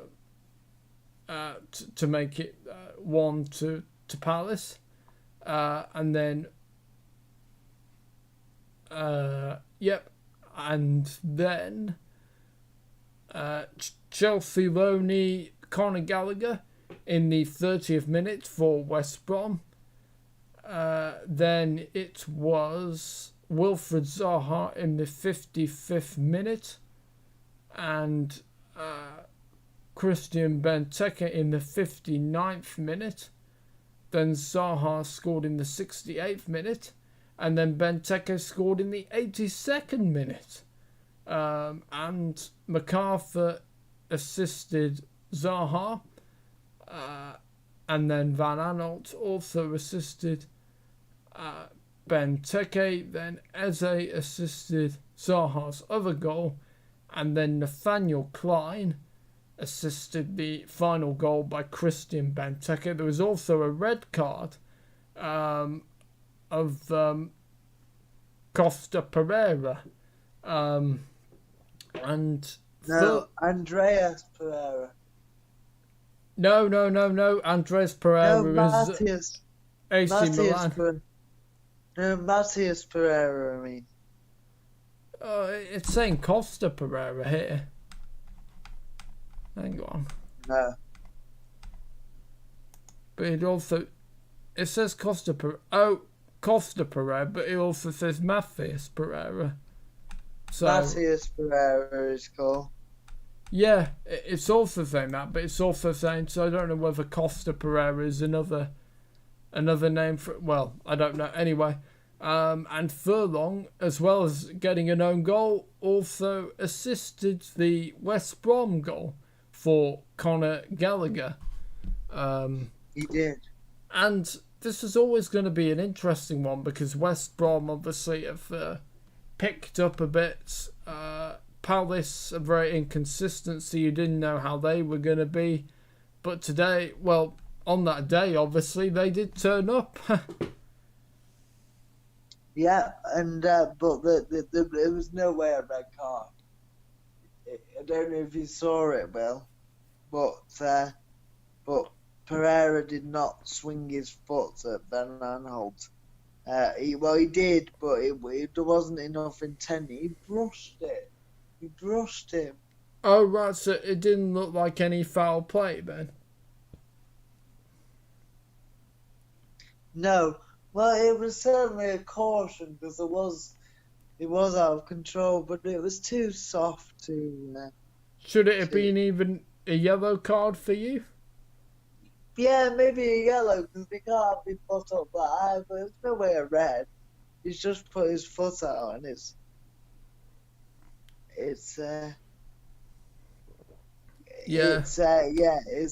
not a red. It's not a red. But we're living in a world where everything seems a red card, so West Ham will miss him now. Well, yes, I mean, you should have seen my dad wasn't very happy with the referee United's game in the Champions League, which we will get to later. Right, so are we ready to do the stats for this one? Well, I think it's important to say where both teams are. I mean, I think it was definitely not a red card. Have you seen the incident, Will? I'm just trying to think. I can't remember. Yeah, I can't remember, to be honest. No, I don't think so, but I can't remember. No, he just put his foot in his chest, but not fully. So. Oh right, like you said, just brushed it then. Yeah, Fernando went down as if he'd been shot. But well, you know what players are like these days. You know they. It was a yellow. I'm not saying he shouldn't have been cautioned for it, but the ref just, VAR subjective. You breathe and it's a red card at the minute. Oh yeah, but, what you said on one of these shows. What's next? Oh, sorry. I was gonna say I know other people thought it was a red card. So again, everybody's gonna have a difference of opinion, and maybe the viewers can say something on that. Yeah, I mean, one of the funniest things you said on this show, which is also great. What's next? Your aura, your shadow offside. Yeah. And yeah, that was. But yeah, also a good point. But yeah, I also found that really funny as well. And Slaven Bilic says he has no complaints about Pereira's red card. So it just shows people saw it differently. I suppose if you put your foot up that high, you're risking the referee taking serious action. So yeah. Right, are we ready to do the statistics? I'm just thinking from a Palace point of view, good to see Benteke. Obviously, the main man got goals and looked great as a half, but Benteke, good to see him getting back on That will Scored do him 3. a lot of confidence, won't it? Scoring Scored 2 2 goals good as goals. He didn't look very happy about it though. well. Oh, right, well, we'll maybe he wants to leave, maybe. I mean, I'm just... Oh, yeah, Benteke started, yeah. All right, yeah. Yeah, he did. Yeah. Well, yeah, well, to be honest, if they did let Benteke go, now that they've got Eze and stuff, I don't know, I mean, 2 goals in a game, I mean, well, fair enough if it does actually start something, but, well, we'll see, but I wouldn't get too carried away with it. Right, is it okay if I do the statistics? Yes. Okay. So, the match statistics. So, West Brom had 50%, while Crystal Palace had 50%. So, they both had the same in possession. West Brom had 9 shots, while Crystal Palace had 18. West Brom had 4 shots on target, while Palace had 7. West Brom had 4 corners, while Crystal Palace had 6. And West Brom had 10 fouls, while Palace had 16. So that concludes the stats for that game. The next game was Sheffield United beat Leicester City. And we started us off with a goal from Ollie McBurney in the 26th minute for Sheffield United, assisted by Lundstrom. Is it Lundstrom? Yeah, Lundstrom. Okay, thank you. And then Azone Perez for Leicester City. Iose, that's it. Scored in the 24th minute. And then Leicester left it quite late from a goal from Jamie Vardy in the 90th minute, assisted by James Maddison. And it doesn't say the assist for Perez's goal, and it's not a penalty, it says here, but yeah, it doesn't say the an assist. So yeah. Okay, so did you see the game, did you, Sam? I saw the highlights, and again, Sheffield United played very well. Had a good start, obviously, didn't they?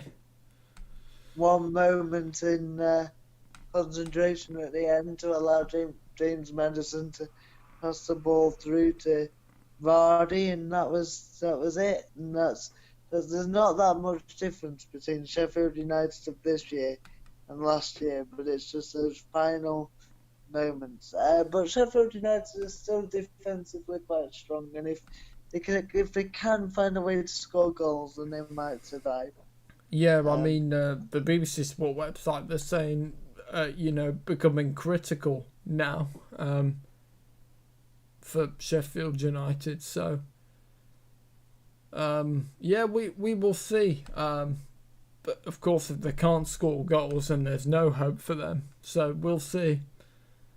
Leicester, for you, what did you think of them as well? Well, just going back to Sheffield United, I don't think it's all doom and gloom. Chris Wilder's a very good manager. He's not going to get sacked. I would never watch a football match again if he got sacked. Because oh my goodness me! After what he's done for Sheffield United, you're telling me you would never watch football again if he got sacked? I would struggle because I just think it'd be ridiculous. Well, I'd agree with you to a point, but to stop watching football for that, wow, that's quite something. But well, I just think it's ridiculous that each to their own.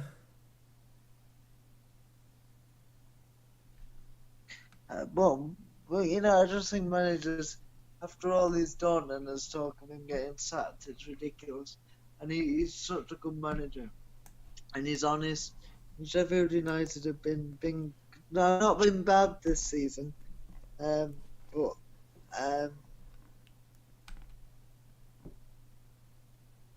so Well, you think they've not been bad this season? No, not in the, not in the, in the general, not in the general, not in the general play, but it's just in both boxes, finishing and conceding goals that's been the problem. But they're not conceding that many, and they're only losing by the odd goal. And unlike United, Man United, you could say Sheffield United have been unlucky in a few games, like the one the other day against Leicester. But on Leicester's part, great to keep going for the full 90 whatever minutes. We're saying Man United don't do that, but Leicester certainly do that. So I have to say, Brendan Rodgers is doing a fantastic job at Leicester. he's a great manager. He's one of the best managers. I think he's learned a lot from Celtic, hasn't he? I think, he came to... And his Liverpool experience. Yes. But again, don't write Sheffield United off because they're only losing by their own goals. So it could easily turn around. Although they've just got to keep going and start to get consistency in the game again. I've just looked at the table and they haven't got any wins at all. So no, but it could turn around for them. Well, do you not think they've played well at all this season? Not really, no. I mean, yes, they started this game good, but I can't think of many games where they have, no. Can't think of any games where they played well this season. Well, the Leicester game they played well. Oh, they did, yeah, they did. But I can't think of any game apart from that they have played well. And there's a great picture of Jamie Vardy's celebration. He snapped one of the corner flags. It's because he's a Sheffield Wednesday fan. But that to me, that would seem like... But if he's happy, what you've confused me, because that would imply that he was not happy and he didn't celebrate. No, because he's a Sheffield Wednesday fan and he played against Sheffield United. That's why his celebration was so elaborate.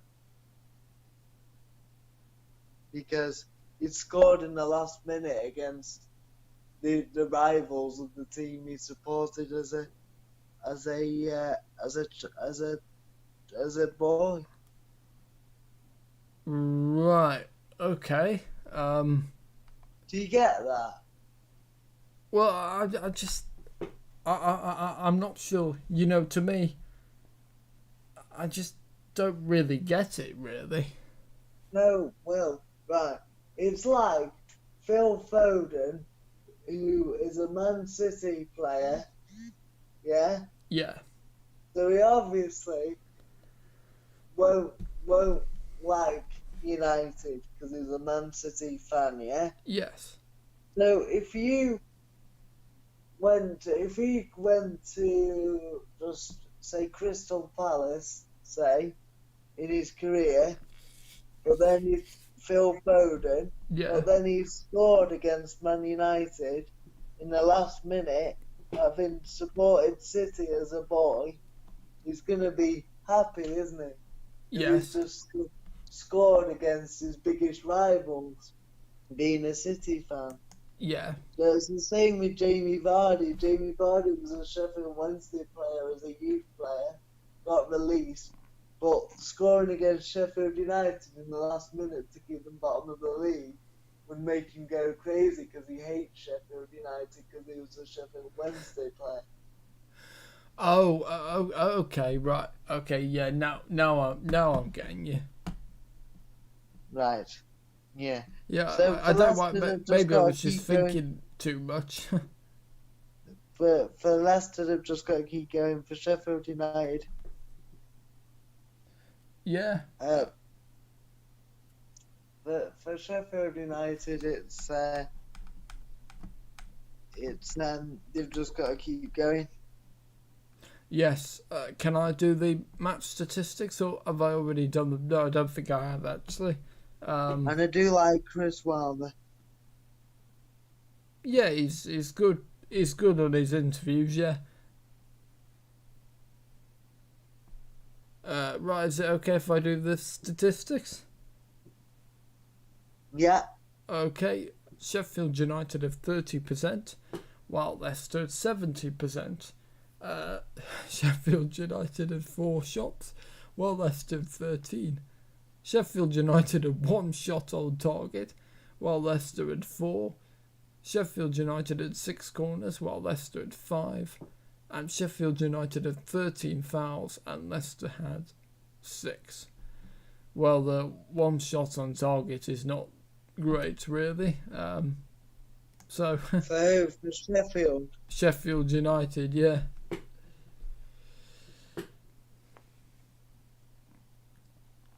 But we'll have to wait and see.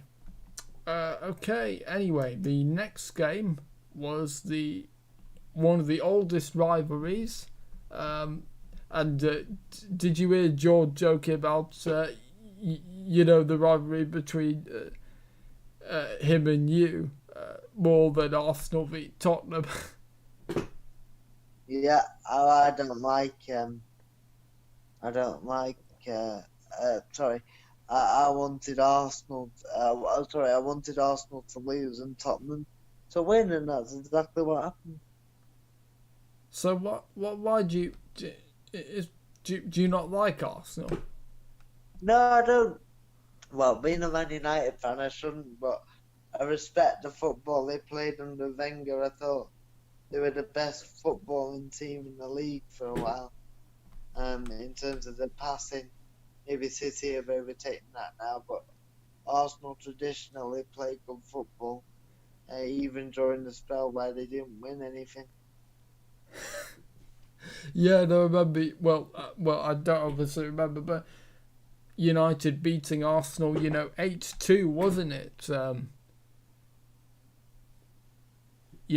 one point. Yes, in 2011, I think, 12. Yeah, and obviously Sir Alex and Wenger, they used to have a rivalry. They did, and the spat.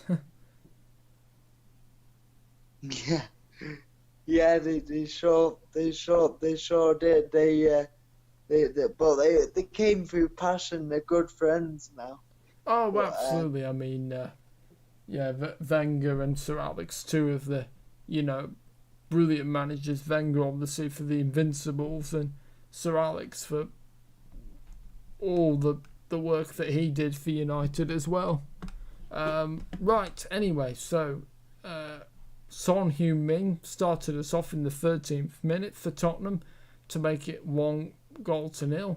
Then Harry Kane has scored in the first minute, added on to extra time before half time.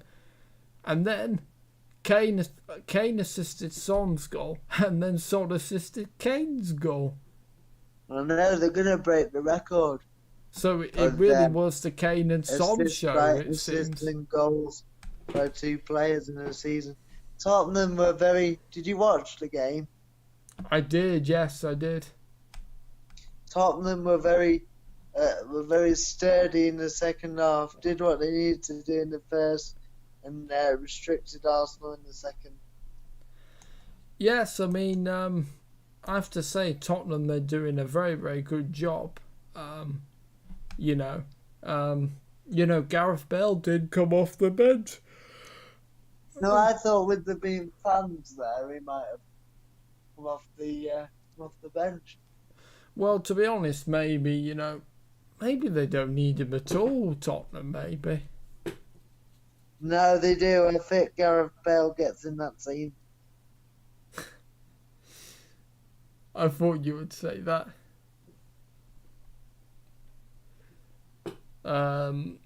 Okay, and for Arsenal, again, not great for them.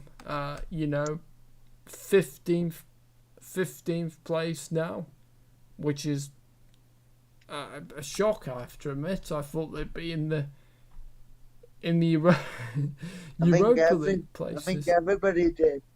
I think everybody did after their starts of the season in the But it's all community. gone wrong. But they have also, Thomas Partey is injured, and they've got a couple more injuries.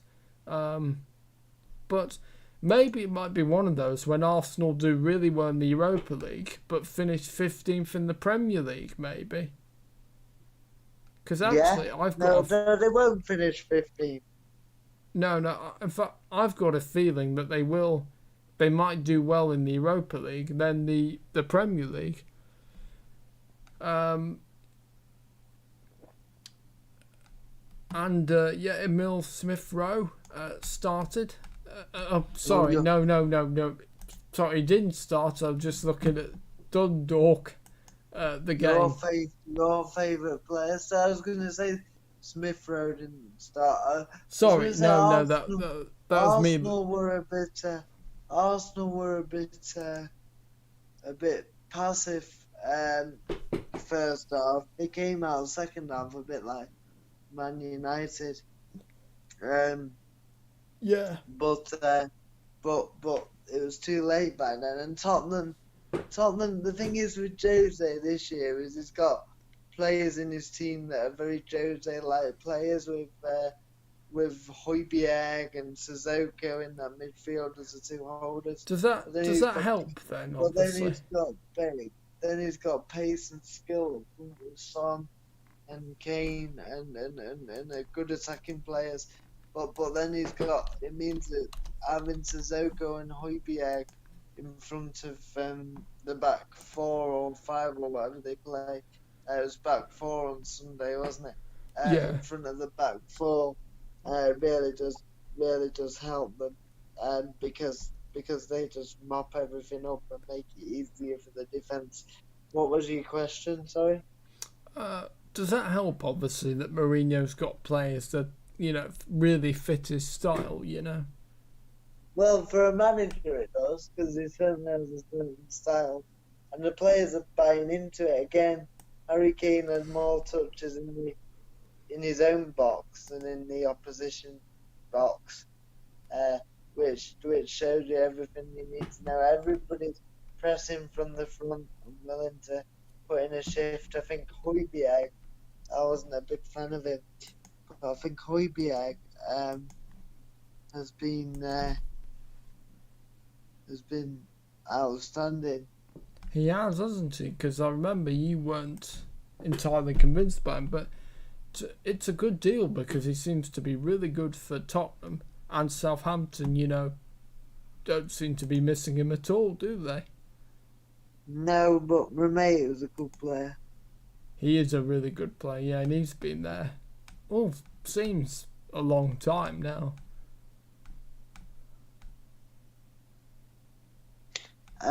Yeah, Romeo, yeah, he came from Chelsea.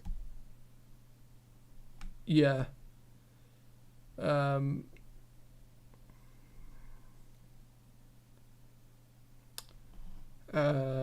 Right. Oh, did he? Did he come from Chelsea? Yes. Right. I thought he came from the academy. Southampton. No, Romeo. No.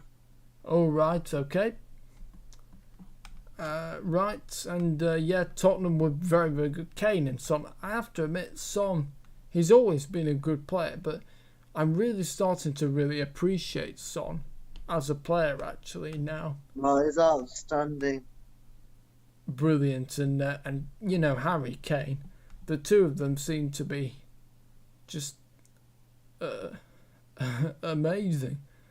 I mean, yeah, it's just absolutely amazing. And do you think Tottenham could win the league? Do you?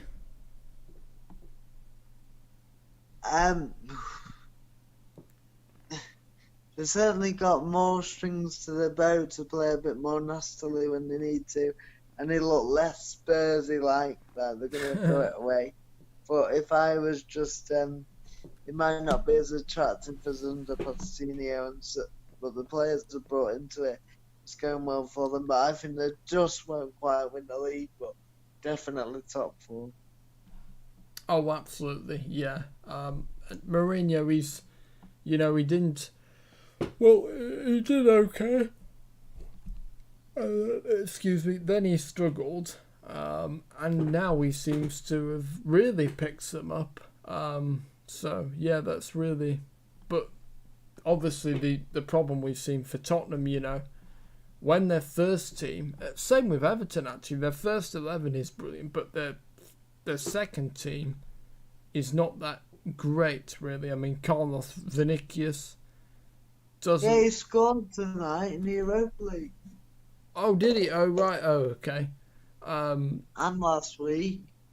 Oh, he did. Sorry, yeah. And yeah, And you needed backup, and you've got players like Bale. I would think Spurs' squad strong. Bale, Ali, even though he's not getting in much, is a quality player. Bale, I mean, the bench is, or the squad is certainly looking a lot stronger than it has been. The first 11's been strong for a while, whoever they've put out there, but unlike Everton, I think the squad's looking good. now I want to get your view on two things. What's happened with Dele Alli for you? Why is he? What do you think? Why is he not getting in that team? I think it's not to do with talent, but if you've seen, I know you've seen the All or Nothing Tottenham Hotspur documentary, or at least some of it, and the first thing that Jose Mourinho said when he came into Tottenham was, Dele Alli doesn't work hard enough. He's a lazy trainer. Yeah. And I think for this Jose team, you have to work hard. You see Kane dropping deeper, coming to get the ball, sacrificing those scoring loads of goals still, but sacrificing even more goals for the good of the team, and is prepared to drop. Is prepared to drop. Is prepared to drop. Is prepared to drop deeper for the team, and do a job. And I'm not sure Dele Alli does, but is brilliant, but does a bit more of what Dele Alli does. So wants to do. So he wants to do his own thing then, basically. Is he one of those? Well, that's the only reason I can think, because he's such talent. What do you reckon? Yeah, I don't think he fits with Mourinho, does he? It seems to be clear with that. Maybe, if he's not working hard enough, well, Pochettino, I think he was kind of a bit soft, wasn't he, Pochettino, maybe? I don't know. He was at Spurs a long time. Yeah, but Mourinho certainly doesn't let any player, take it easy, which is good. Yeah, I mean, to me also, Dele Alli, he had a really good World Cup, and then since then has just, like a lot of players, it seems they've really fallen. They've gone backwards. So we'll see, won't we? Yeah, I mean, players, you still forget that Dele Alli's a young player, so. Yeah, even though it seems like he's been around for, well, forever, doesn't it? Yeah, I mean, he was at NK Dons, wasn't he? He was, so, yeah. Then went to, was he at Southampton then, Spurs? What, Dele Alli? No, yeah. He went straight from MK Dons to Tottenham. Right, I just thought Pochettino brought him to Spurs, but right, okay. Right, okay, and so we move on from the derby to. Do you think Tottenham can win the league? Sorry. Do I think? Yes, I think they've got I think they've got the players, and even though I don't like Bale, you know, he knows how to win titles as well. Mourinho also does as well. So I think for me, I think they will. And given the league is, I think it's still going to be a strange league. So I think, yeah, I'm backing Tottenham to get their first title. Well, certainly that I can remember. Yeah. But that's just my view. Well, they had the chance with the Leicester year, didn't they? Yes, they did, yeah. Gosh, that seems like ages ago now, that does. Yeah, well, it'll be 5 years in... No, wait, it seems like more than that. It seems like absolute years ago. Oh, that was great, Claudio Ranieri, what he did. I miss him in the Premier League, Ranieri, because he's a good manager, and he's also a funny guy as well. I think he's a very nice guy. Yes, I mean, I don't remember him at Chelsea. I first discovered him via Leicester. But yeah, and obviously dilly ding, dilly dong. That's funny. And I buy the players a little bit.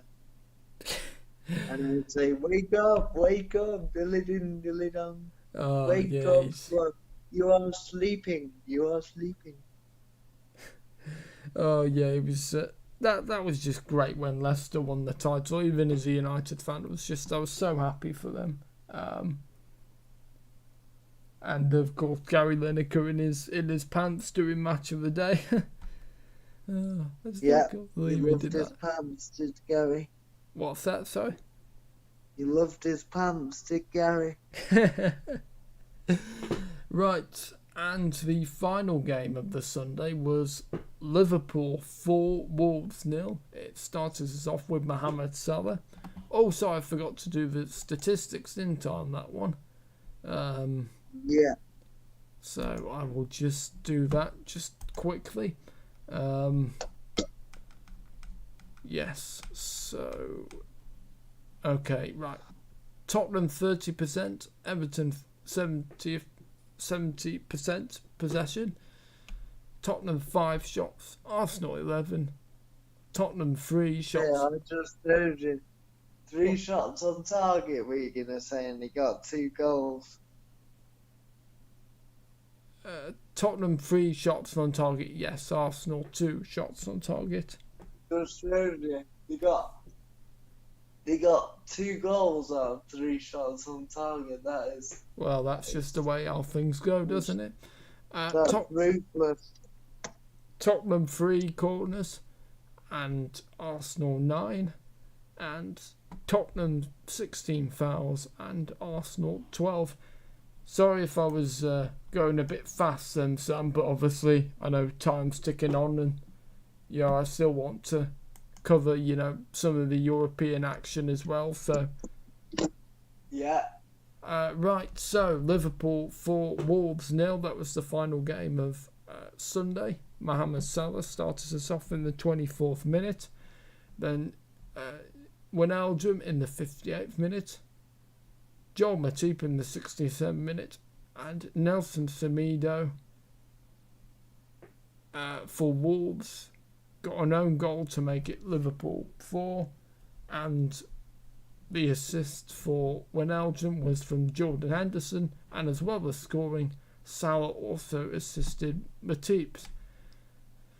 Well, not really much you can say. A bad day at the office for Wolves, but they'll be back, and there's no... Yeah, I mean, what's happened to Wolves? Because they seem to be struggling a little bit. No, I think they've been in quite good form recently. They've just anybody can get beat 4-0 by Liverpool on the day. Oh, and talking about Wolves, just before we go on, Raul Jimenez has said there's no consequences. His doctors told him there's no consequences because obviously he had that head injury, no consequences for him, and he'll be fine. So his head must be all right. I know his skull. Yeah. That's I know. Go on. That's really good to hear. That is, and I can't wait to see him back on the pitch soon. And we'll wish him well. You're a big fan, aren't you, Raul Jimenez? I think he's a really good player. You know, Wolves. You know, without him, you know, I think they would struggle really, because Jimenez is just he's just a very, very good striker. I think he could play for the higher clubs and that. No disrespect, Wolves, but you know, I think he could play for Liverpool. I was surprised when he signed his new contract, to be honest, but he did, and he obviously likes it at Wolves, and credit to Wolves for keeping him in at the football club. And great to hear he's going to be all right, because he's a good player, and I believe that he was at the training ground today. So. Oh, absolutely, yeah. Probably for some treatment, I would have thought. Or no, just to see everyone. Oh, that's good. So he's out of hospital then. That's good. Yes. Excellent. Really can't wait to see him. Walking fine. Obviously, he can't play for a while because his skull's got to recover. But he, you know, he will have a lot of he will get back to his best, and hopefully, and it'll be interesting to see how he does when he has to go and head the ball, because these things can have a psychological impact. Yes. Yeah, it will be interesting, won't it? I mean, yeah. Well, we'll just have to wait and see. Well, not really much to say, but Liverpool, obviously, you know, really had fans. Great to, you know, see and hear fans again, you know. Yeah, and at the West Ham game and as well. Oh, absolutely. And some other games as well. The Chelsea one. No, I've not been to Anfield, but from what I've seen, you know, Anfield's known for, especially European nights, you know, the atmosphere in there when all the fans are singing "You'll Never Walk Alone." It's just, I'm gonna go there and might get my tyres mixed. It gives you goosebumps, and Jurgen Klopp actually said the same thing as well. It's really good to see fans back, you know, in stadiums. I must admit, I never thought we'd see fans until next season. I really did. So this is just brilliant. What do you make of the argument that it skews the competition? That some clubs can have fans and some can't? In my opinion, it's just good to have fans back, and I don't care if it skews the competition. But well, some people. No, I think you know, obviously, if every club, you know, it depends on the tiers. If the clubs that are on tiers that, especially the lower clubs, you know, down the lower leagues, and obviously the, you know, clubs in the Championship and other clubs in the Premier League, the ones that can have fans, yes, have fans, but obviously the ones that can't. Are you happy to say that West Ham can have fans, but at Old Trafford currently they can't? Are you happy? Are you accepting that that's the way it's, you know? Yes, I'd rather have some. Or do you think that they should only have fans when all 20 teams could have had fans? No, because I think if you do that, you know, we've already seen, you know, clubs are going to struggle without fans as well. So if they can have fans, no, I'm happy. Just, you know, and a lot of people, you know, just the experience of getting to a game as well. You know, a lot of fans have sometimes struggled to deal with that. So no, even though it's not great that some clubs can't have fans, like, you know, United say in Old Trafford. No, it's really glad to have fans because, like I said, I could not see this coming. Even a few months ago, that fans would be back now. Yeah, I think it's great. I think for people that it's also great for the opposition as well because it gets them up. Oh, Right? Like, absolutely, and also it's yes, good for the clubs. Fan revenue as well. of It's course. still I'm all for it. I'm all for it. I think it's I think absolutely. Right, and it's I'll just do the statistics and then we'll be ready to move on. 61% possession for Liverpool, 39% for Wolves, 11 shots for Liverpool, 9 shots for Wolves, 6 shots on target for Liverpool, 3 shots for Wolves, 4 corners for Liverpool, and Wolves with 6 corners, 8 fouls for Liverpool, and 14 fouls for Wolves. And that concludes that game. Right. So. Liverpool back on track. What's They'll that, sorry? probably win the league. Pardon, mate? They'll probably win the league, Liverpool, I think. Yeah, it's going to be interesting. And then there was a game actually on Monday as well. And it finished Brighton and Hove Albion 1, Southampton 2.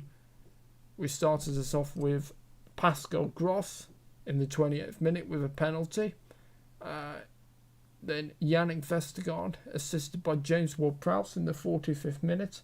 And then who else but the returning Danny Ings to score a penalty in the 81st minute. So 2 penalties. Yeah, and it's a shame because Brighton played well in the most part. I didn't see it, I didn't. No, I did. Brighton played well, had lots of possession, deserved the lead. It was a penalty, it was a handball by James Ward-Prowse. Whether it's the old rules or the new ones, I'm glad we don't have to question VAR on this handball decision because he had his arm stuck right out and the ball did hit his hand and his fingers, so absolutely penalty. And Brighton deserved it at that point. They've been the better side. But again, there had some other chances, a well better chance, and Solly March had a couple, and same old story with Brighton. It didn't is, put the isn't it? game It feels together. like we're saying the And then same things, and it's a shame. As they played well, and then just before half time, Vestergaard, was it Vestergaard or Bednarek? Vestergaard, wasn't it? Powered in a header from a corner. Not a lot the keeper could do, but Southampton were growing in the game by then, and we know how dangerous, how much confidence Southampton have at the moment, despite being 1-0 down and the defeat to Man United the week before. However, yeah, and then second half, Southampton press. Brighton had a couple of chances, but Southampton were the better side. And Danny Ings only comes on for 45 minutes, but makes an impact, albeit from the penalty spot. It definitely was a penalty, in my opinion. And yeah, good penalty. Nice and cool from Danny. It's not always easy on a cold night when you've been out for a few weeks, especially even if you are a top player like him, but he slotted it away brilliantly. And yeah, Southampton weren't at the best, but they probably feel a bit lucky to get all 3 points, having felt very unlucky not to get anything out of the Man United game, so these things balance themselves out. As for Brighton, I do think they'll have too much to go down, but they do put themselves into some perilous positions, but they play good football, and I think the results, they'll get enough results. The home record's terrible, the worst of any side still in the Premier League in 2020. But yeah, I do think they'll have enough. As for Southampton, well, with the main man back, and it's not like they would have missed him at some point, but with not being in Europe, they didn't miss him too much. And during this spell, and it'll only make him stronger. Southampton could be a surprise top 6 finisher. I don't think they will, but I'm gonna go. don't think I'm gonna go with my gut feeling and say they're gonna be finishing in the Europa League places. I don't think they'll get relegated. Oh no, they won't get relegated.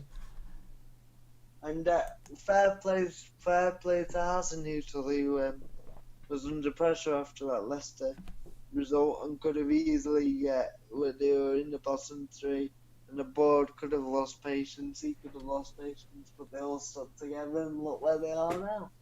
So Brilliant, yeah.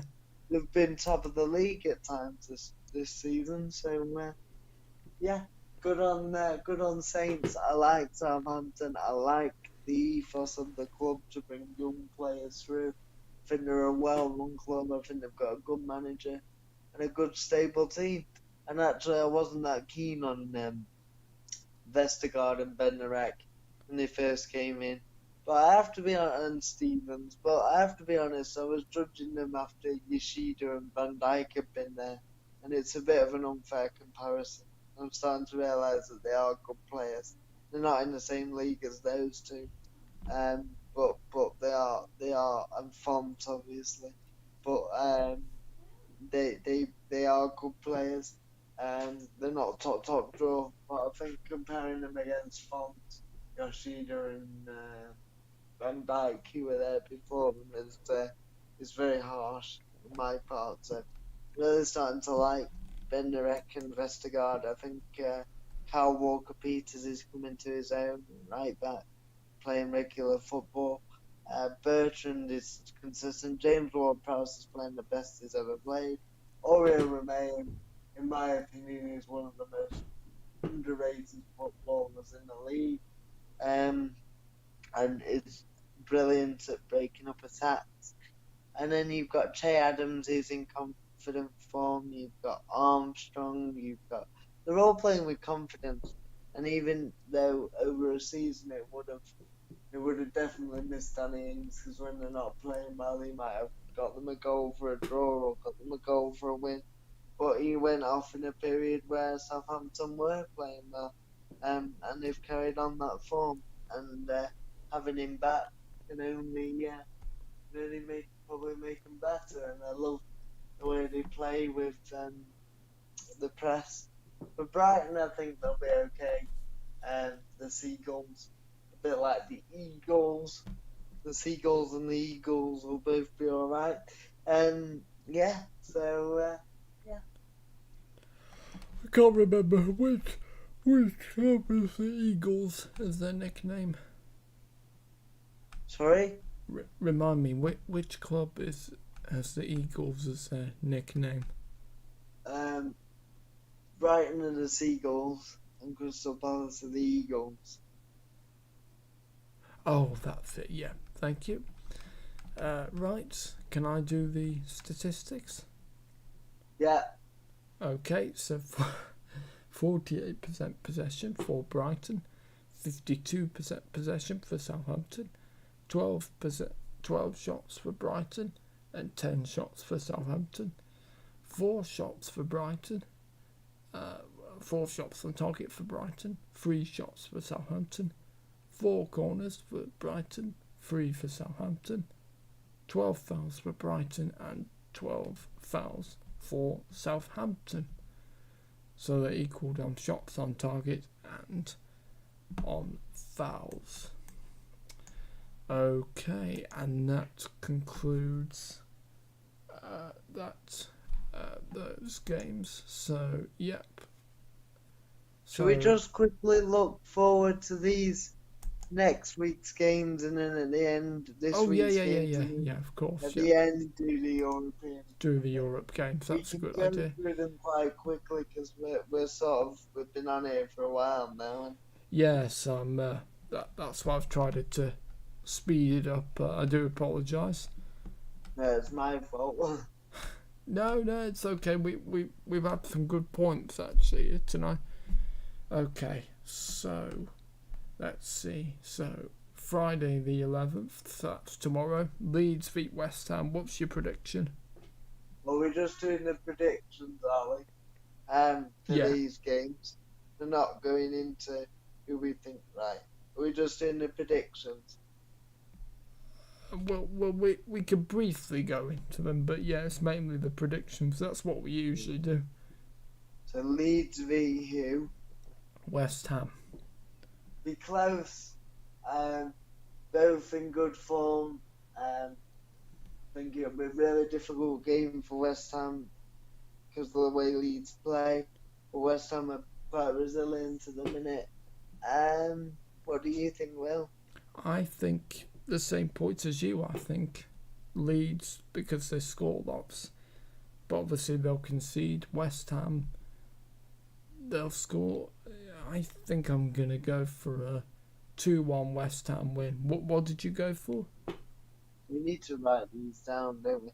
Yes, I will do that now. Actually, so Can you open up a Word document or something? So we I'll don't open forget? up. I'll open up Google Docs. Because we always forget.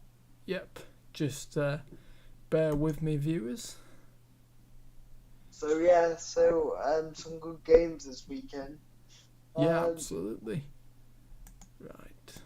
So just okay, right. So let's underline it as well. Okay. Predictions. Okay. So right, so what did you go for, Sam? What did you say? I said 2-1 to West Ham. Have you written that down? I will just write that down now. So West Ham United 2 West Ham United. Oh yeah. West Ham United 2 and then 2 Leeds. Oops. 2 and then West Ham United 2. Hang on. Yep. 2-1 and then Leeds. Whoops. Okay. Oh bother. You got it. Yep. Just there we go. Okay. What are you going for? Be Christmas at this rate. I'm gonna go for a tight game, but I'm gonna go for a 1-1 draw. Okay. So right. Okay. So you're gonna go for a 1-1 draw. So I can copy and paste this for quickness. Paste. And then 1 copy paste. Oops. And then no, actually, I'll put that space actually for that, right?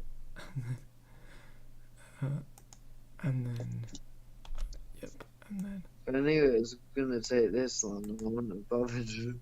sorry, just right. Just write W1L0 or whatever. You don't have to write the whole name down. Do you know, yeah, that's probably a good idea actually. Right. Okay. Yeah, I'll just put WHU WHU 2.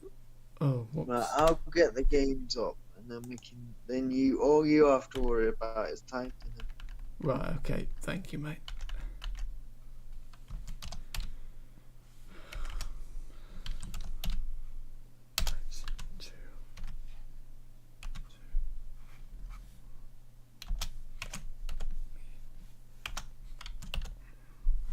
Right, here we go.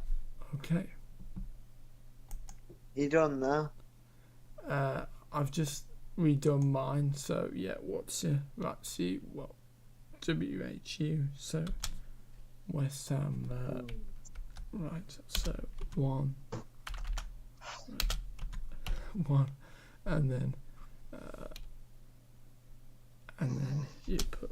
Sorry everyone. Sorry, everyone. And then 1. Oh, hang on. Right. 1, 1, and then. Sorry, is that the time already? No, it's still there. Right. Okay. Done. Apologies. You done now? Yep. Right. For Wolves and Aston Villa, just put W and A, and put W and A down now, and then you just correct the scores. Okay. Right. So, what are you going for? Well, I think it'll be a tight game. I think Wolves are a bit inconsistent. Might miss the main man, Jimenez. But Villa have been inconsistent recently, although their form from last year compared to last year has been amazing. So, Wolves are at home. I'm going to go Wolves 2, Aston Villa 1. So just put W2, A1. Okay. Or AB. Or just put, yeah. Right. Okay. So, right. Yep. So, okay. Right. So.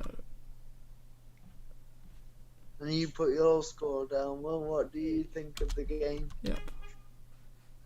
Right. So yeah, put W1 and then. So hang on, I'm doing your one and then right. So Wolves 1 and then you. What was the other one? Sorry. Aston Villa. Yeah. Right. Hang on.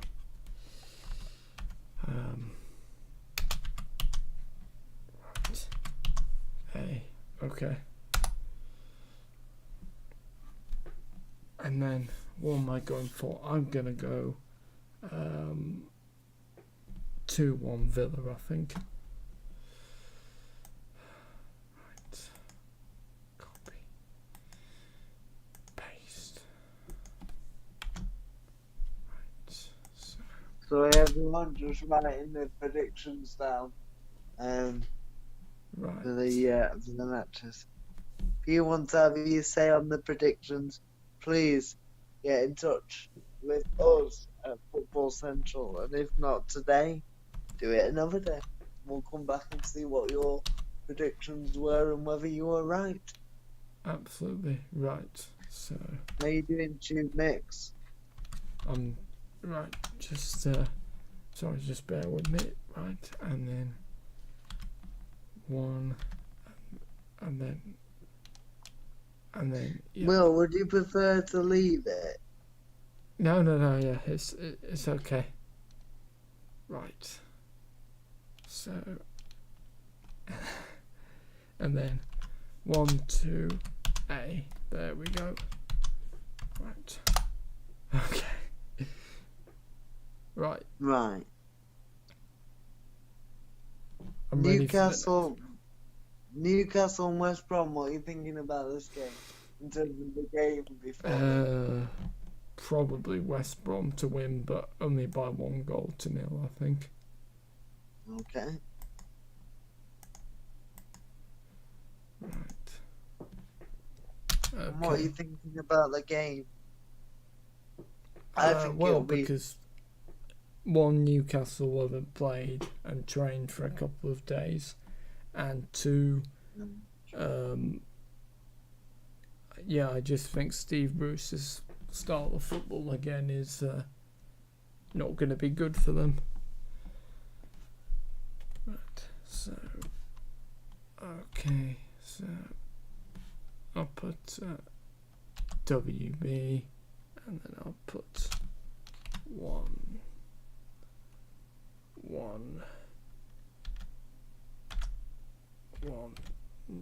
0, and then West Brom, and then N. Right. What about your one? I'm gonna go West Brom 1, Newcastle 0, West Brom 1. Also the same as me then. Yeah. Right. Okay. I think I was gonna say 3-0 Newcastle. Now you've said about the injuries. I'm gonna Well, go actually, you've helped me there because I could just copy and paste it again. Right. Oops. not the injuries, the COVID. Right. Excellent. Okay, next one.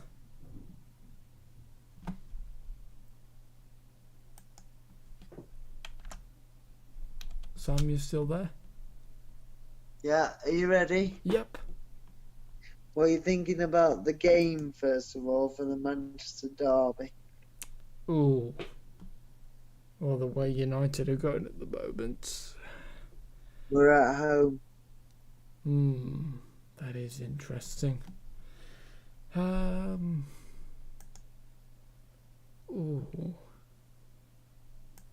Ooh. I think City will slaughter us, but then we'll probably win this. I'm probably gonna go 2-0 City win, I think. Alright.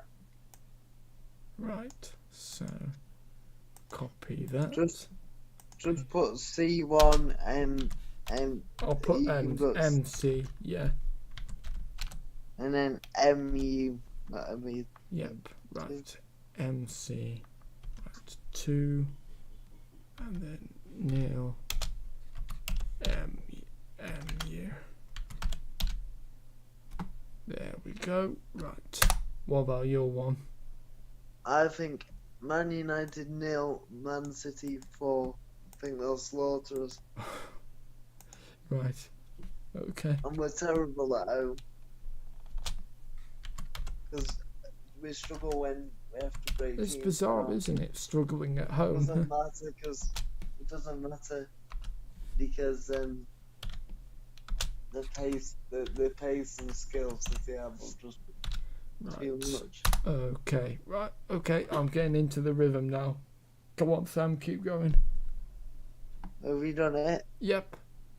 Remember now you're getting a bit quicker, aren't you? Yep. So the next game is Everton-Chelsea. Okay, ooh, that's an At interesting game. Everton.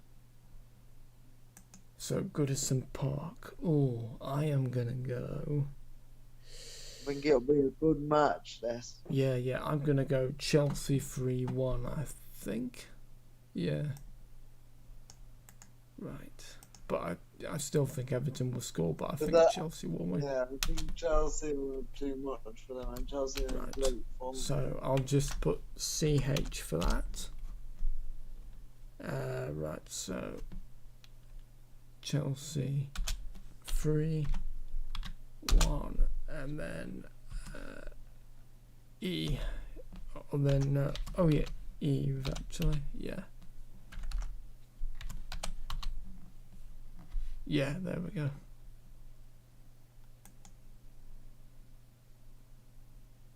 Southampton, are you done? Yep. Have I got to do mine?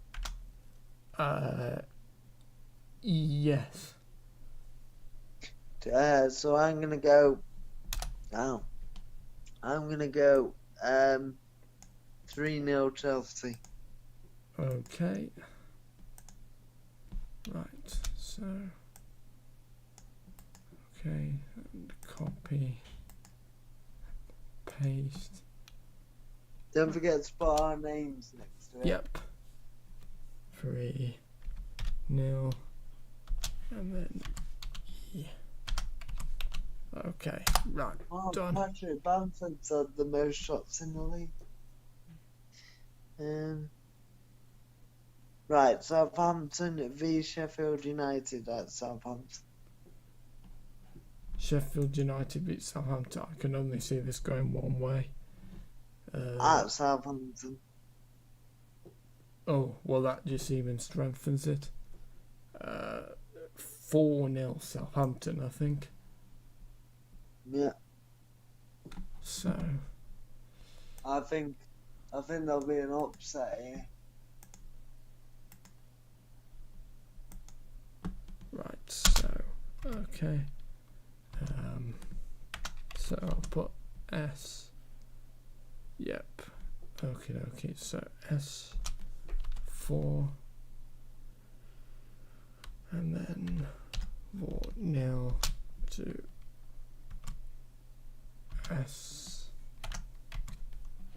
SU. Right, okay. What about you, Sam? 1-0 Sheffield United. I thought you would say that. Yeah, I think they'll be no upset. Right. So, Please get in touch, by the way. right. So. Okay. So. So you want. Right. Southampton. Neil. Yep. So. Okay. You want. Southampton nil, Sheffield United 1. I think it'll barely turn up. Oh, right, okay. And then nil 1, and then SU copy and then paste. Okay. Right, next one, Sam. Crystal Palace are at home to Tottenham Hotspur. Oh, I can only see that going one way, despite Palace getting a win. Yeah, only a Tottenham win, 2-0. I agree. I think Palace will have the moments, but Tottenham will be too strong defensively and on the counter attack. Right, so just put CP. Oh yeah. Right. For Palace. Oh yeah. And TH for Tottenham Hotspur. Yes, you're right. So, so is it Palace? Palace at home. Sorry. Yeah. Right. Okay. CP. Right. CP. Please get in touch, everybody, if you have your opinions on these games. Oh, yep. Right. We will find a better method for doing this. Not that TubeMix is doing a bad job, but I didn't realise, sorry, Will, that it would take us this long. It's my fault. No, I it's forgot okay, you mate. had to write them. Right. Okay. What's the next one then? Hang on, do we need to do our scores? Oh yeah, sorry mate, what's your score? 2-0. Right. Tottenham. Oh, same as me. Brilliant then. I can just straight copy and paste that. So, yep, just do that there and then, yeah. Only 3 more to go after this, Will. Okay.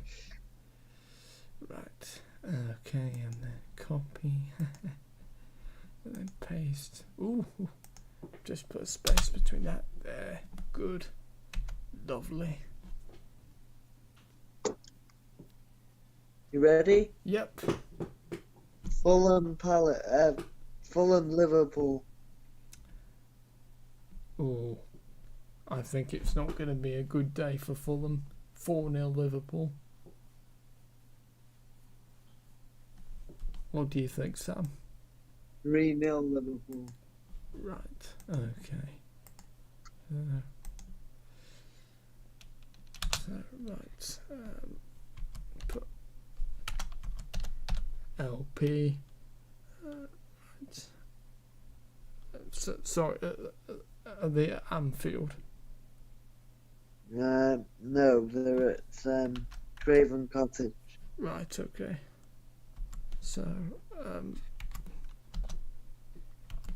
Right. Okay. So. F. Right. Yep. This is the first time we've ever done this. Writing our predictions down, everyone, because we always forget. So I do apologise for the Yes. delay, but TubeMix is doing his best. Yeah. 4 and then LP. Are you going with the same thing, Sam? 3 for me. Okie dokie. 3-0, not 4. Right.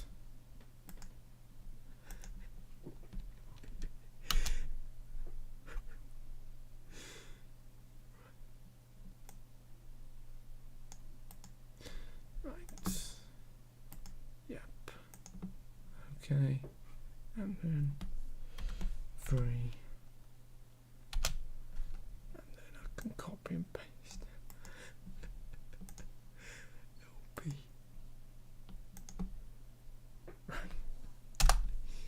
Okay. Right, come on, Sam. Leicester at home to Brighton. What are you going for? 2-1 Leicester. Okay. So Leicester at home to Brighton, you Yeah. said? Good open game, this. Some good football, but I think Yep. So, Leicester will just be a bit strong. right. Brighton will have the chances. Yep. Right. So So, it's Leicester v Brighton. okay, I'm going to go with Leicester 2 and then Brighton 2 1. Yep. So BH A. Yep. There we go. And I think 2-1 to Leicester, sorry. Oh, right, okay. Right, so. Okie dokie.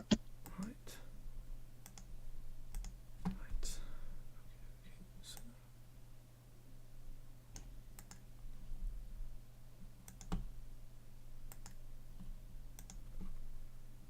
Right. To BH. Right, and then copy and then paste. Right, okay. Any more, Sam? Was that the last one? Yeah, one more. Arsenal v Burnley at Arsenal. I can only see that going one way. Arsenal to get 1-0, I think. I'm going to go Burnley 1-0. Oh, okay. Right, so. Right, so. AFC. Actually, I'll just put A actually. Right. So A 1-0 to B. Okay. And then right, what were you going for, Sam? 1-0 to Burnley. Okay. Go on, Burnley. Go on, Burnley. Go on, Burnley. Right. I like Burnley. So, right. So, copy, paste. Right, and then 0 to 1, and then B. Right. Okie dokie. And I'll just. Right, okay. And I'll save that. So is that all the ones Yeah, for this that week? concludes the roundup. Please get your opinions across to us, and even if we don't get a chance to read them tonight, we'll read them when we do. Can we just briefly go from Europe? Yeah. So Celtic, obviously, well, they're out of the Europa League anyway, but they did beat Lille 3-2 tonight. Tottenham beat. Big result for Neil Lennon. Yes. Who was under pressure. Yep. Tottenham beat Royal Antwerp by 2-0. Leicester beat Goals AFK. from Vinicius Oh, yep. and Lo Celso. Leicester beat AEK Athens by 2-0 with goals from Under and Barnes. And we won't go through all the. Oh, and Arsenal beat Dundalk by 4-2. Good game, that. Oh, right, yep. And Rangers beat Lech Poznan, no idea where they're from, by 2-0. And then we'll just quickly go over some of the. I'd like it to note that Rangers, Tottenham, and Leicester are all through. Yes.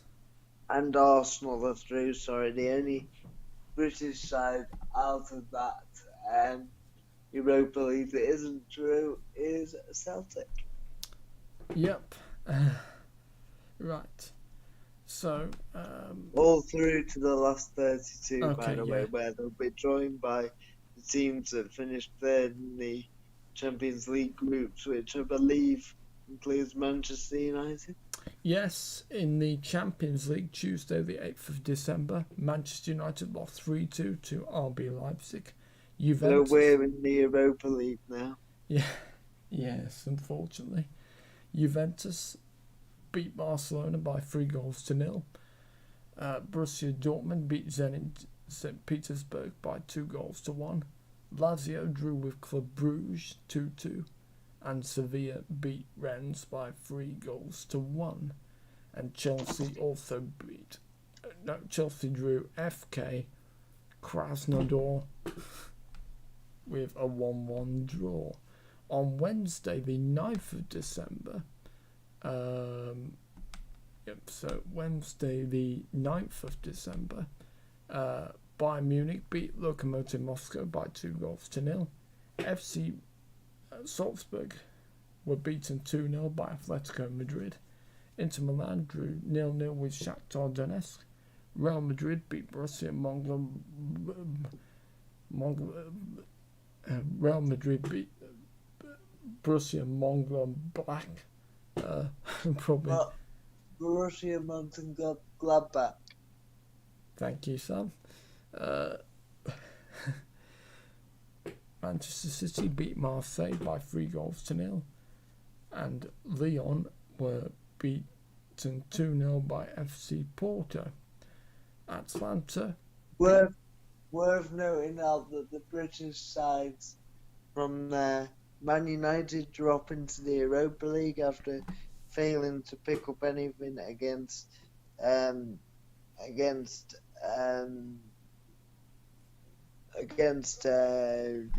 help me out, against sorry, my mind's gone blank. Manchester United drop into the Europa League after losing to Leipzig. City are through to the last 16, as a Chelsea. City, Chelsea. Who else have we got in there? Liverpool. Liverpool are through, aren't they? Yep. And they beat FC Midtjylland by. They drew with FC Midtjylland. And it finally resumed after the well-known incident. PSG beat Istanbul Başakşehir by 5-1. So, hang on, 2020, 2021. I'm just going to run you through the groups and tell you who's qualified. Okay. So, in Group A, this is for the last 16 of the Champions League. In Group A, after all the group matches, Bayern Munich and Atletico Madrid have qualified. Bayern Munich as group winners, Atletico Madrid as runners-up. That's Bayern Munich and Atletico Madrid. In Group B, Real Madrid and Mönchengladbach have qualified. Real Madrid top and Gladbach in second. In Group C, Manchester City and Porto qualified Manchester City as group winners and Porto as runners-up, so they're in the last 16 of the Champions League. In Group D, for the second year in a row, Liverpool obviously qualified, but in second place for the second year running, Atalanta have qualified for the last 16. Good Wow. on them. Group E, Chelsea finished top and Sevilla second. In Group F, Borussia Dortmund finished top and Lazio finished second. In Group G, the two big hitters in this group both qualified. That's Juventus top, Barcelona second. This is for the last 16 of the Champions League. And your final group, Paris Saint-Germain finished top of the group to get into the last 16. RB Leipzig finished second to get into the last 16 as runners-up. And the group leaders for at least 2 rounds, maybe 3 rounds, Manchester United end up in the Mickey Mouse League. That to make up the last 32, and that concludes the Champions League draws. As we know that I'll have a look at the Europa League as well. I've got it here actually. I can do that if you want. Go on, mate. So Roma are on top of Group A with Young Boys So they're through second. to the last 32. Yep, and CFR Cluj. Probably not pronounced their name right. No idea where they're from. And CSK Sofia. They're out anyway. In Group B, Arsenal are top with Mold. Second of the group, so they go through, which means possibly United will maybe get to meet Mold and might beat Ole Gunnar Solskjaer against his old club. Yeah. And Rapid Vienna and Dundalk, who Arsenal played tonight, go out. In Group C, Bayer Leverkusen are top of the group with Slavia Prague and Hapoel Beersheva. And Nice are out. In Group D, Rangers are first. Just put the ones that have gone through, well, because it gets complicated. Oh, you're right. Okay, yeah, okay. In Group D, Rangers and Benfica are through. In Group E, PSV Eindhoven and Granada are through. In Group F, Napoli and Real Sociedad, who are currently doing very, very well at the La Liga. No, I think they're first actually of La Liga. Yeah, that's pretty amazing. In Group G, Leicester City and Sporting Braga go through. In Group H, AC Milan and Lille go through. In Group I, Villarreal and Maccabi Tel Aviv. No idea where they're from. Group J, Tottenham Hotspur and Royal Antwerp go through. Group K, Dynamo Zagreb and RZ Pellets WAC. And in Group L, Hoffenheim and Red Star Belgrade go through.